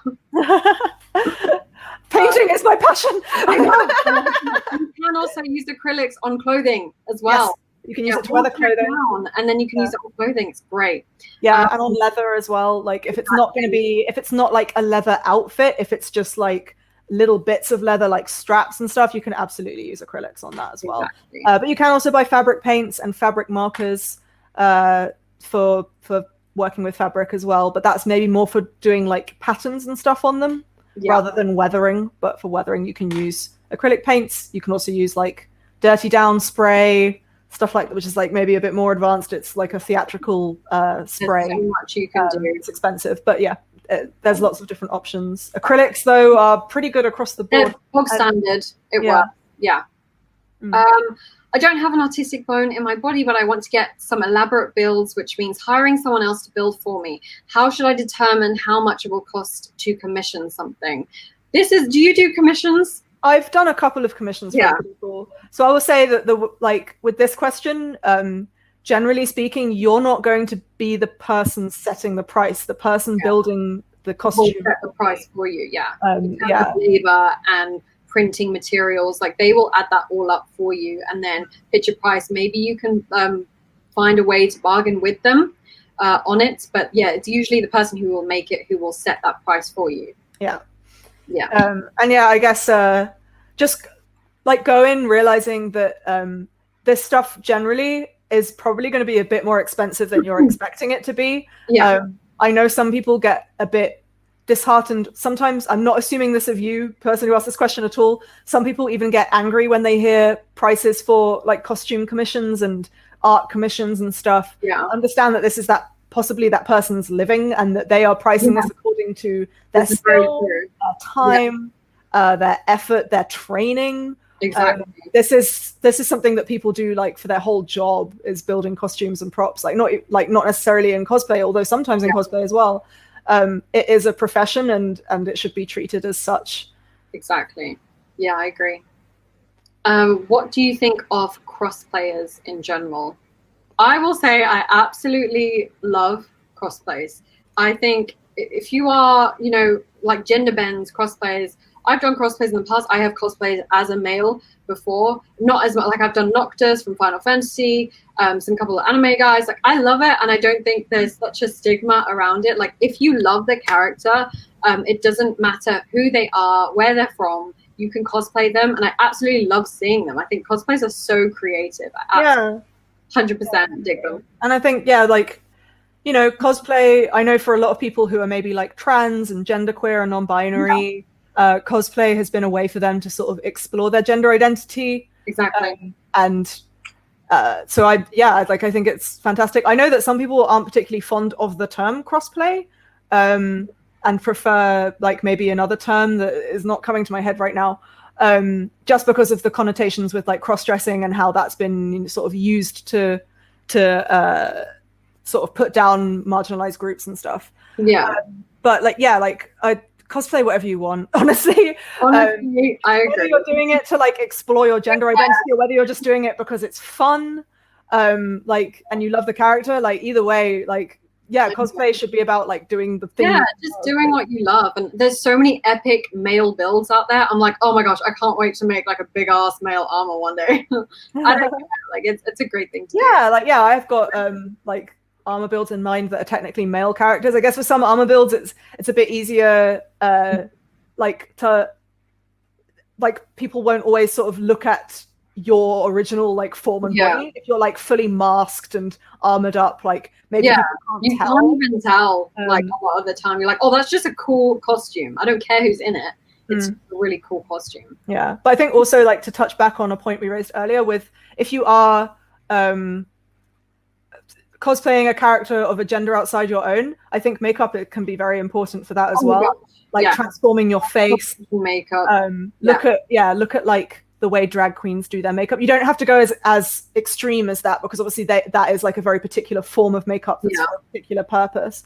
But look at things like contouring to create more masculine and more feminine features. Yeah, you would have to contour from here and down. It's like a more masculine, and their eyebrows are more lower and bushier as well. So it's all about contour. Again, like you said, drag queens, great way to have a look at how they do it as well. Like there's some tips. Covering eyebrows as well. A process that is horrific to do because it takes so long, but I love doing it because you can shape your eyebrows so many different ways by doing that. So yeah, have a look at all those things. What are some of the most useful cosplay tools in getting me started on cosplay? I feel like we've kind of mentioned. Yeah, we've mentioned that already. I think. I think something we didn't mention actually is like sewing materials. Like, you get some hand sewing materials and look into getting a sewing machine and an iron. That like for sewing, you need a sewing machine and you need an iron. You need to iron your seams. Iron your seams. Iron your fabric so that it's not creased. So really essential. I'm currently making a character that has a smoking weapon. Any advice on what I should use? I have not done this before, but I have watched videos by other people. So have I. I know that Kamui Cosplay has done one. And Vixen and War Geek have done the sword from World of Warcraft. Smoking, yeah. There's you can use there's a type of vape smoke that people use within it, and it's really, really useful. Check out Willow Creative. She done amazing smoking stuff with I think some Pokemon Me Too thing, and that's a really cool way. There's a lot of people out there. There's someone else, Wayne's Workshop. He actually sells smoking like a smoke machine set, so you can actually just buy it already without having to make it. So check him out as well, and hopefully that would solve some of your problems. Yes. Have you heard of R31 Studios? Yes. We mentioned him last week. Yeah, we're big fans. Fan. So yes, rep him. I hope if he's watching, we love you. What should I expect to pay to get started? Can I cosplay on a budget? I mean, this was sort of the topic of our panel last week. It will be. Cosplay is expensive. Yeah, it will be expensive. But you can absolutely do things to cut that cost down. Some of the things we mentioned last week were, either like closet cosplays, like using things you've already got in your wardrobe and adapting them. Yeah, upcycling, using found materials, like I talked about how for my Sparky to cosplay, for the big like power cylinders on his back, I just got like toilet roll tubes and wrapped them in foam. Exactly. You can use found materials, you can adapt things, you can go to secondhand shops and buy cheap clothes. Rather than sewing them from scratch. If you're talking about like making your own things on a budget, you can look into like going into a fabric shop and seeing what's in the clearance bin. Foam isn't all that expensive, to be honest. Like for how much you get versus the cost of it, it's not that expensive. And 100%. We've sort of talked about some tools that are sort of like the essential tools you need to start with. So have like a cutting mat and something to cut with, and glue and a respirator, and you're good to go. Yeah, frankly. Exactly. And I feel like the more I cosplay, the more scrap materials I have, and the more I've actually just made builds 100% just purely on scraps. So if you said, like, I have a whole bag here of just leftover warbler, and if you want to make any details, oh, I just dropped my phone. If you want to make any details, you just heat up some of your scraps, and that's a really easy way of recycling what you've already had. So you'll just end up building up materials that you can, and you can actually make cosplays purely on your scraps. Yeah, so, exactly. Always keep your scraps. Always keep your scraps. Warbler, foam as well. Like I do every few months, I do go through my foam box and throw away some scraps, but I tend to keep things for a long time. I'm a hoarder. I keep things for a very, very long time, and like I keep like foam scraps bigger than the size of my hand. I tend to keep, and then I can use them to cut up like smaller detail pieces and stuff like that. Exactly. So yeah, there's a use for lots of things. So I tend to keep as much as possible. I once, like on my Skyrim cosplay, I used some leather that I'd kept since my first year of university. Yeah, always weird things. They will come in handy. Like I hands down. Yeah, absolutely. What is your favorite cosplay that you have seen the other day? Oh, that's such a good question. Oh my god! Because honestly, this girl's amazing, and please go check out her Instagram. Because as soon as I saw her, I was like, this sort of ties into the story of how we met but didn't meet. So at a convention in 2016 called LSCC, which no longer exists, we were both in the cosplay contest. And the cosplay contest. Yeah, we talked about this when we had our little like meeting about this. We did. So I saw Katya on stage in her Wonder Woman cosplay, which I'll probably say is my favorite of yours. I think, just because it was like seeing you in that cosplay, I was like, oh my god, that's amazing. That girl better win a prize. And then you did win a prize. I was very happy. But the funny thing is that I saw her, and I now know that you saw me in my Dragonborn cosplay. And then she won. And I just kept thinking, like, oh my god, that girl is so cool. I like go up to her and talk to her. Like, we were both like fangirling over each other from a distance, and then we never found each other again at the whole convention. But we found each other over Instagram later, and that's on Cos Expo, and I think you were in your Dragonborn. Yeah. Right? Yeah. Oh my god, choosing your favorite cosplay is so hard. I love every single one. I would have to go. I love your Dragonborn. I mean, it's so epic. It's so cool. Thank you. When we took those photos. Oh, but is it Wonder Woman or is it? Sorry, I never remember the character's name, but it's the woman from Superman. Yeah, Feora. Feora, yeah. Like I love that armor build of yours, and that's the one that the first time we actually met in person, we took a photo together with you as Feora and me in my Dragonborn. I love that photo. Yeah, and I was like, this girl is so into badass girls. You know, and I love that. Yeah. Another girl who does armor. Hell yeah. Armor girls for the win. I love it. And you're Cassandra, boy. And then we did a shoot together. I was Evie Fry from Assassin's Creed. And she was from Cassandra, Assassin's Creed Odyssey. Yeah, I could get mixed up with the other one. Yeah. Oh my gosh! And then we had the most amazing shoot with like fog and. Which we still need to get the photos back for. We need to go to that photographer because I'm mad that we don't have those photos. I need them in my life. It was so good. Till we get them back because they're gonna blow my mind. Yeah. Fashion for assassin is like Yeah. Armored ladies and assassins. Yeah. Armored ladies and assassins. I feel like we're very similar. Like a lot of things that Isa says, I'm like, yes, I agree. Like I feel like our personalities and how we are, we're just very similar. You could be my long lost sister. I don't know.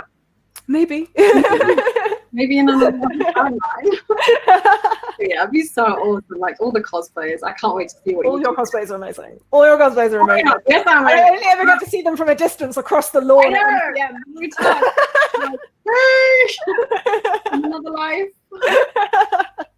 One day we'll actually hang out. Yeah, when this lockdown is over, we're actually going to hang out and do like a proper photo shoot together and stuff. Yeah, we need to do that. Yeah, I think that's all the questions. In the box, the questions and answer box for now, but you guys can throw more questions in the chat if you want, because we've still got some time. Do we still have time? We've got all the times. Oh, I think your video's gone. Is it gone?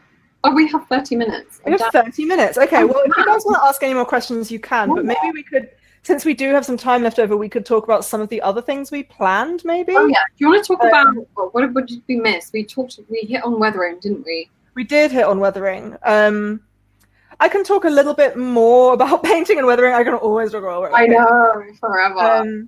Sewing. I want to hear more about sewing. This is not a strong point. But do you know the way you can pattern sewing is the same way you can pattern armor?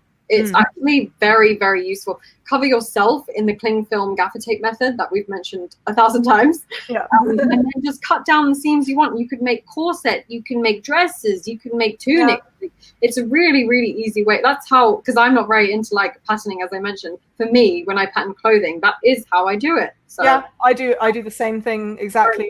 You can also go and find already made sewing patterns. You don't have to pattern absolutely everything yourself from scratch. Professional fashion designers and costume designers do like adapt already made patterns sometimes. Like it's not unheard of. So you can absolutely do that. Maybe not fashion designers. Maybe I shouldn't have said that. They do though. They absolutely do. I know they do. So something you can do is you can get like either go and find a sewing pattern that works for the costume you're making. It depends on what you're making.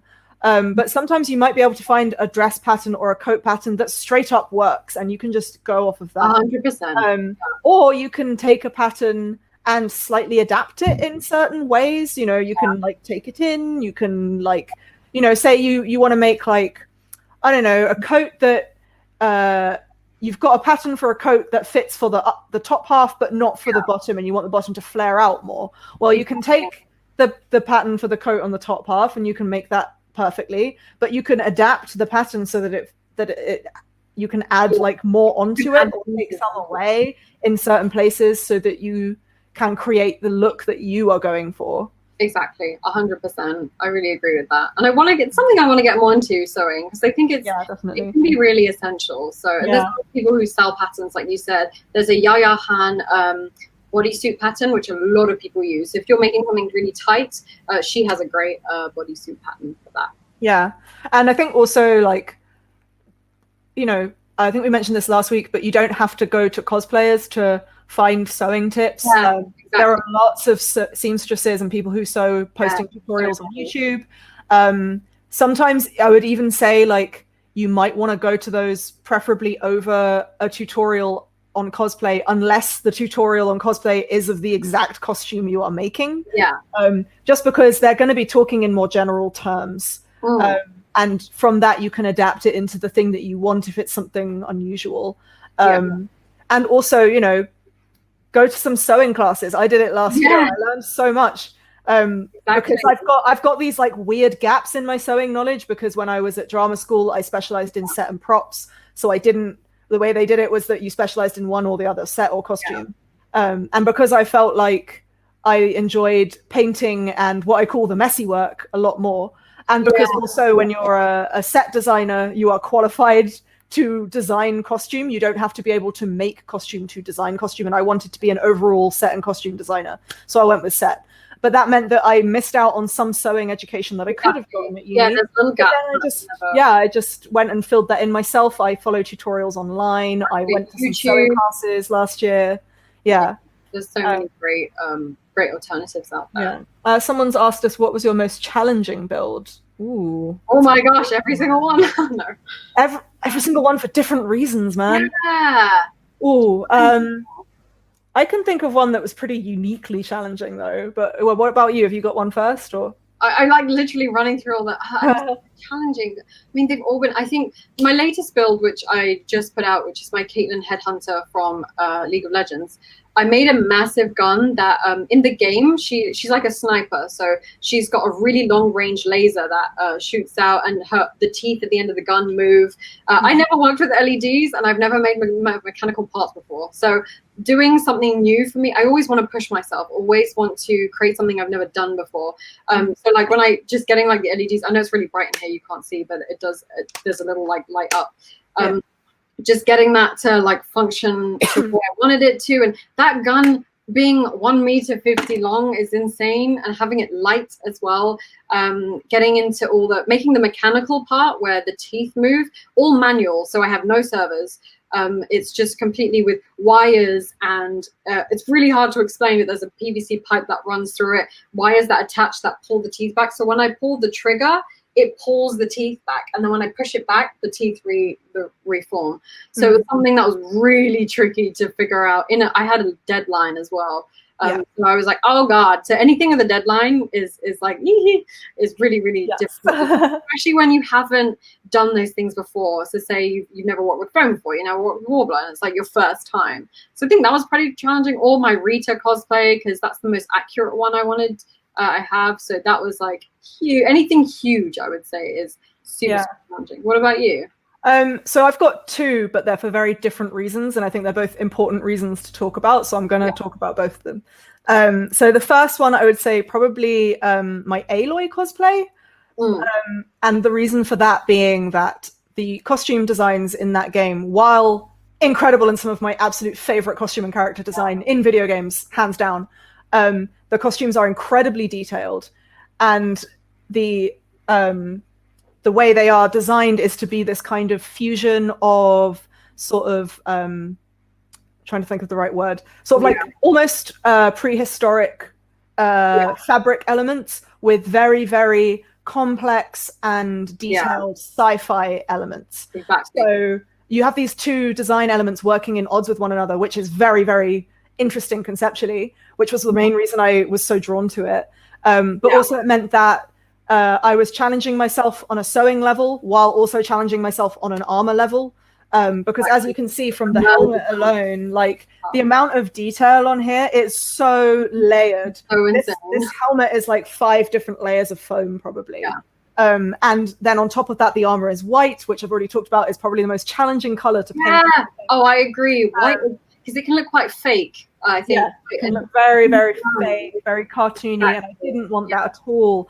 So I had to like very much experiment with the paint job and do like a lot of different trial and error of techniques, and I used stuff like a wire brush to get like little tiny details of scratches in there without it looking like bold and cartoony.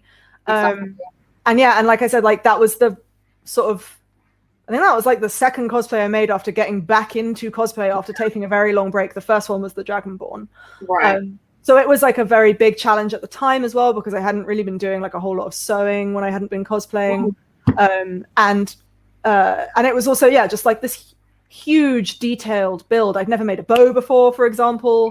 So the armor is very intricate and complicated, and I really, really wanted to do a good job on it. So I spent a really long time on that cosplay. It was like a year or something, because I really wanted to get it right.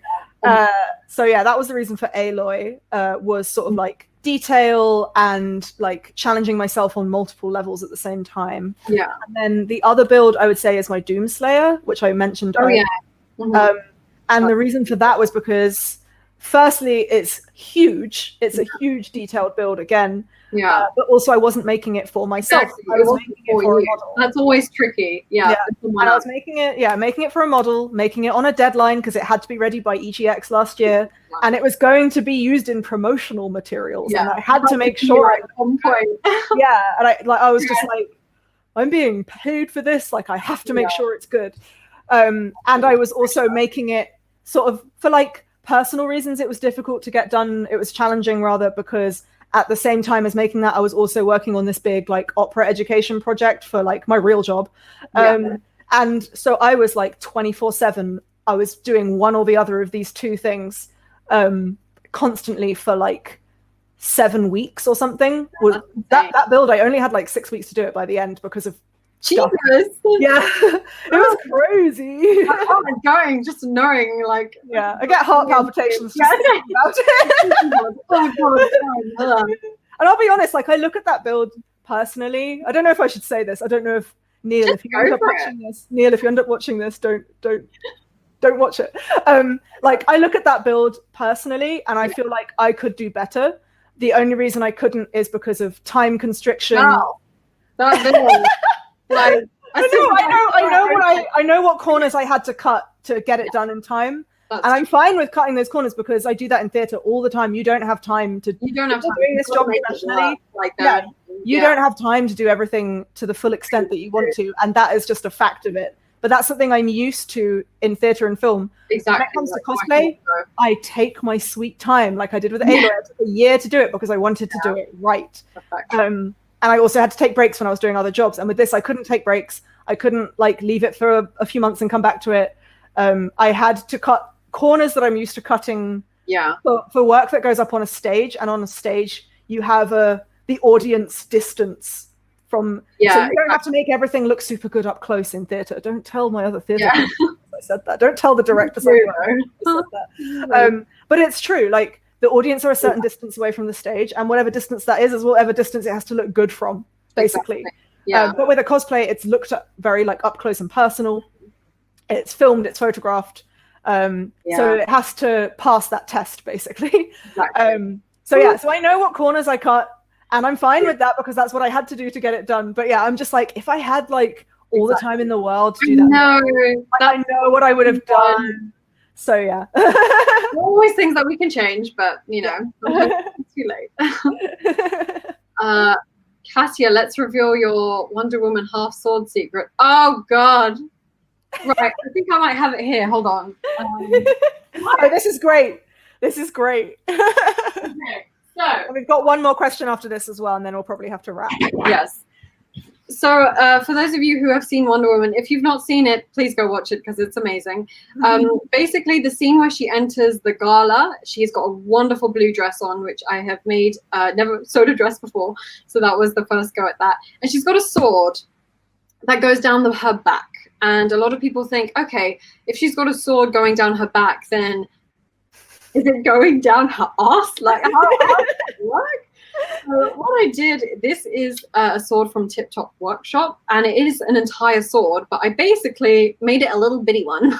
And I just went, it comes in like 3 parts. So this is just the first part, and I glued it to the hilt, and I primed it and painted it. And then what I did, I added some gaffer tape and some bubble wrap in here. And this basically just slides down my back. I have a video on my Instagram highlights where you can check this out. Basically, this just slides with my dress, like where my bra is. My bra hooks it in, and so you only see from here up. So it looks like the sword is all the way down my back, but it's not, which I'm pretty sure is how they do it in the film as well. So it gives you like illusion that the sword is like going all the way back. But yeah, that's the secret. I don't actually have, and when I actually went to Comic-Con, he was like, oh, you've got a sword in your back, the security. I have to take a look, and I'm like, are you serious, dude? Like, I'm not the one with this. Really? It's so funny. I think it's hilarious. Yeah, I love that. I remember when I saw that on your Instagram and I was just like, galaxy brain. Yeah, find out secrets. Yeah. So the last question we probably have time for, just going back to hair and wigs, what's the best technique to dye and color synthetic hair? So a good tip I've seen, I haven't actually, no, I have done this, sorry. I don't usually do a whole lot with wigs. I hate wigs and I avoid wearing them if I can. That's why I use my real hair for Aloy. But this is like, so this is hair of a sort. It's not wig hair. But so this crest for my Cassandra helmet was originally all red. The black pieces, I got pro markers or Copic markers. You can get them of different brands and stuff. I don't know what brands exist in Qatar. But yeah, they are basically like alcohol based coloring markers, and you can use those to color wig hair. You can use them to color these kind of things. Like the roots as well. You can do it for root. There's also like inks. I've heard like people do it with inks. But if you want to dye like a whole wig, I recommend Rit dye.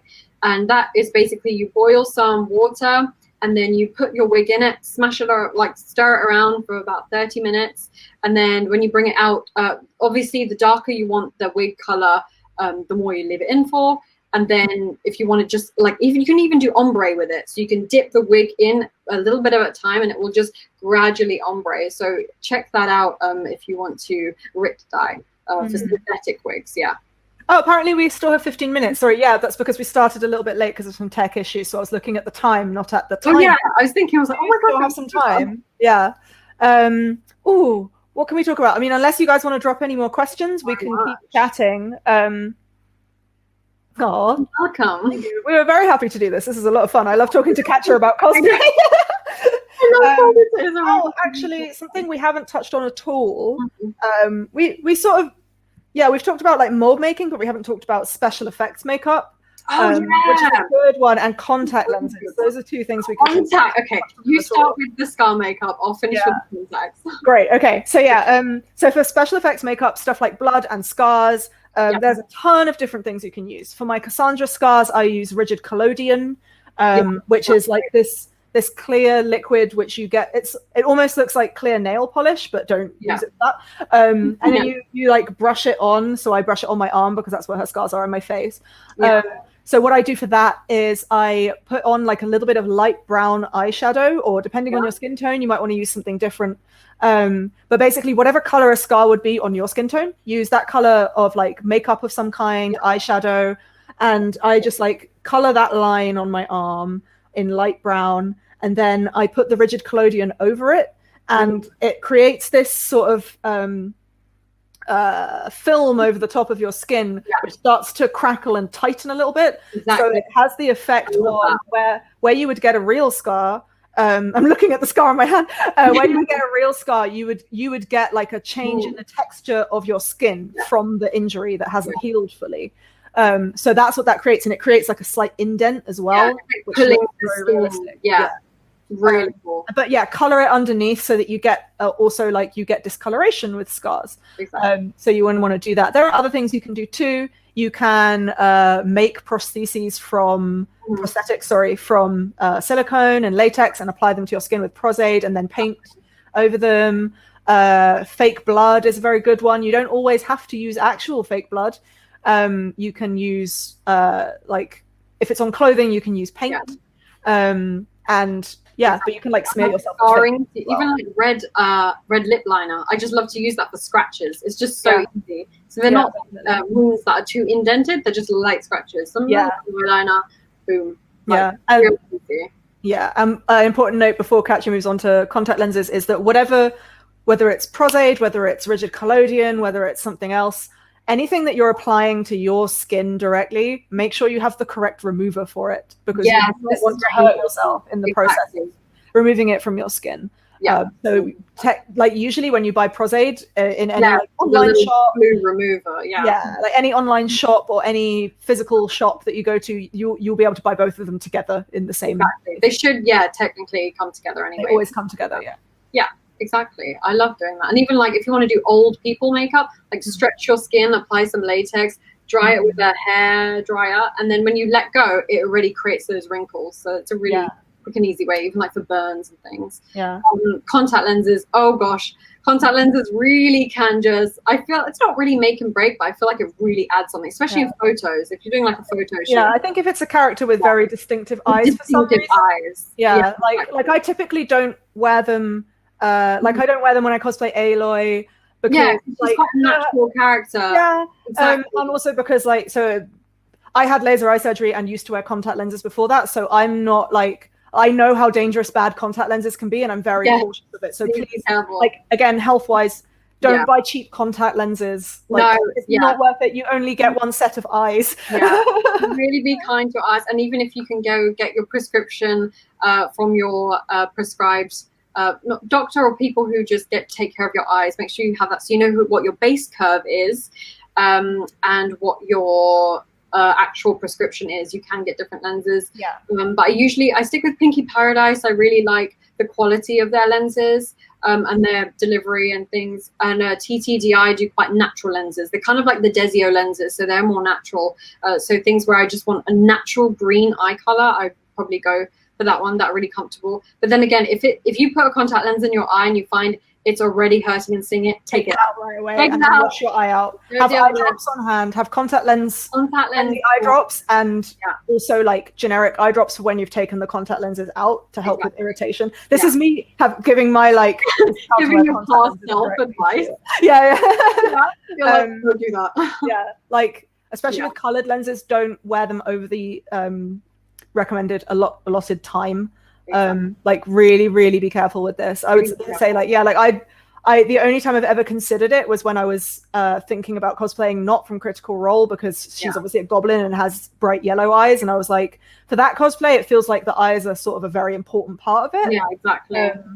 But yeah, I haven't really done it outside of that. Yeah, there's different kind of, I think the more crazy the eye color, the more it will hurt on your eyes. I've tried the crazy, I've literally tried all the contacts out there, and just like I would do anything to make my eyes look exactly like the character. But there is always editing options. You can always edit your eyes, so don't be like, oh, I can't wear contact, I'm scared, or things like that. Like it's not an option if you don't want to do it. I personally love to do it. I think it really makes your eyes pop, but obviously be careful. Go with big brands that are out there, and you know, Unique So and Honey Color are another one, so you can go check those out as well.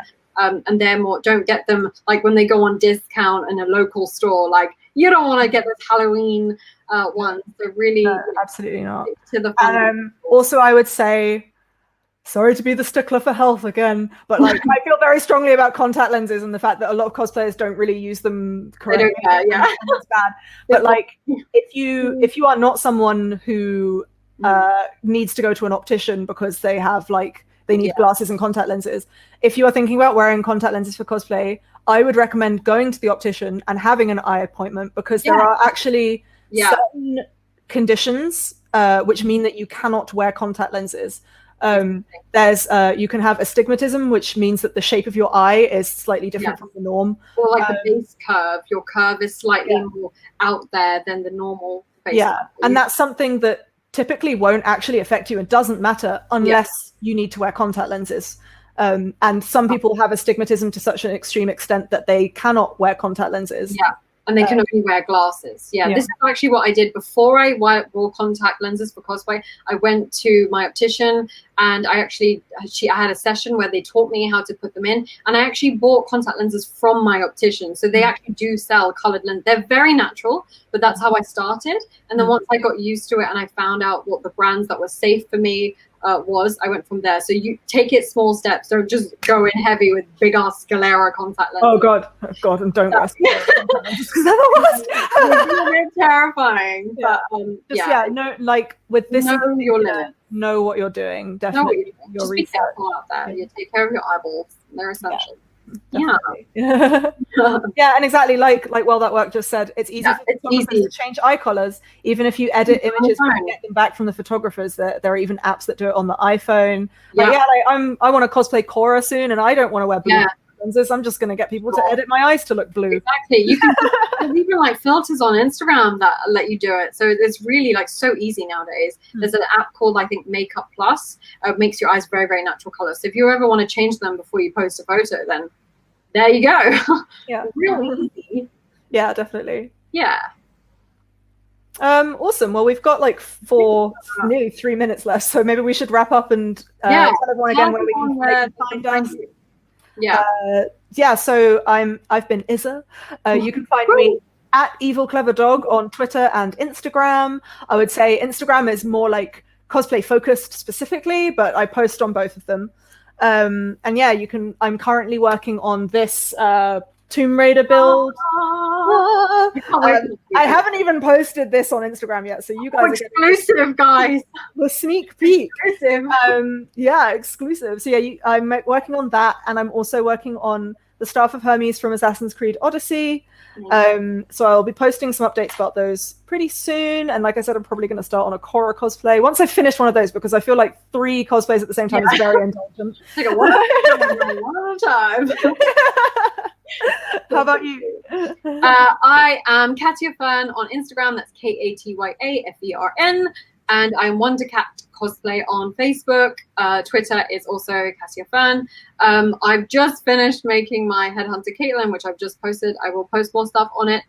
There might be some new Wonder Woman. That might be my next project. So hopefully that'll be some cool stuff. Maybe some Witcher might arrive. Who knows? But yes, that's all we have time for today. Oh yeah, thank you. Yeah. I've just posted links in the chat because I realized like sometimes with spelling and stuff. Yeah, people are like, wait, catch what? I've posted links to our Instagrams in the chat. And if you, hopefully we can do this again sometime, or we can actually meet you guys in person. Who knows? But I hope you have found this useful. And we look forward to seeing your lovely faces online. Yeah, thank you so much for having us. Abdullah has said in the chat, like, lots of love and support from the community. Like, thank you so much.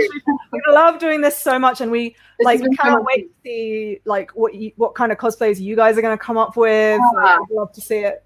So yeah. Exactly. Thank you. I'm quickly typing in. I'm so slow. There we go. Yeah, it's been great. And if you ever need to like check out other cosplayers that you have on Instagram, if you ever have any issues, then you can always send messages to other cosplayers or us if you have a question about your cosplays. But we are always here in the community. Yeah. Supporting. Yeah. Always here to support. Exactly. That's what we said. Be the positive light in this community and be that refreshing sunshine that we all need. So yeah. Yeah. Thanks everyone. Bye.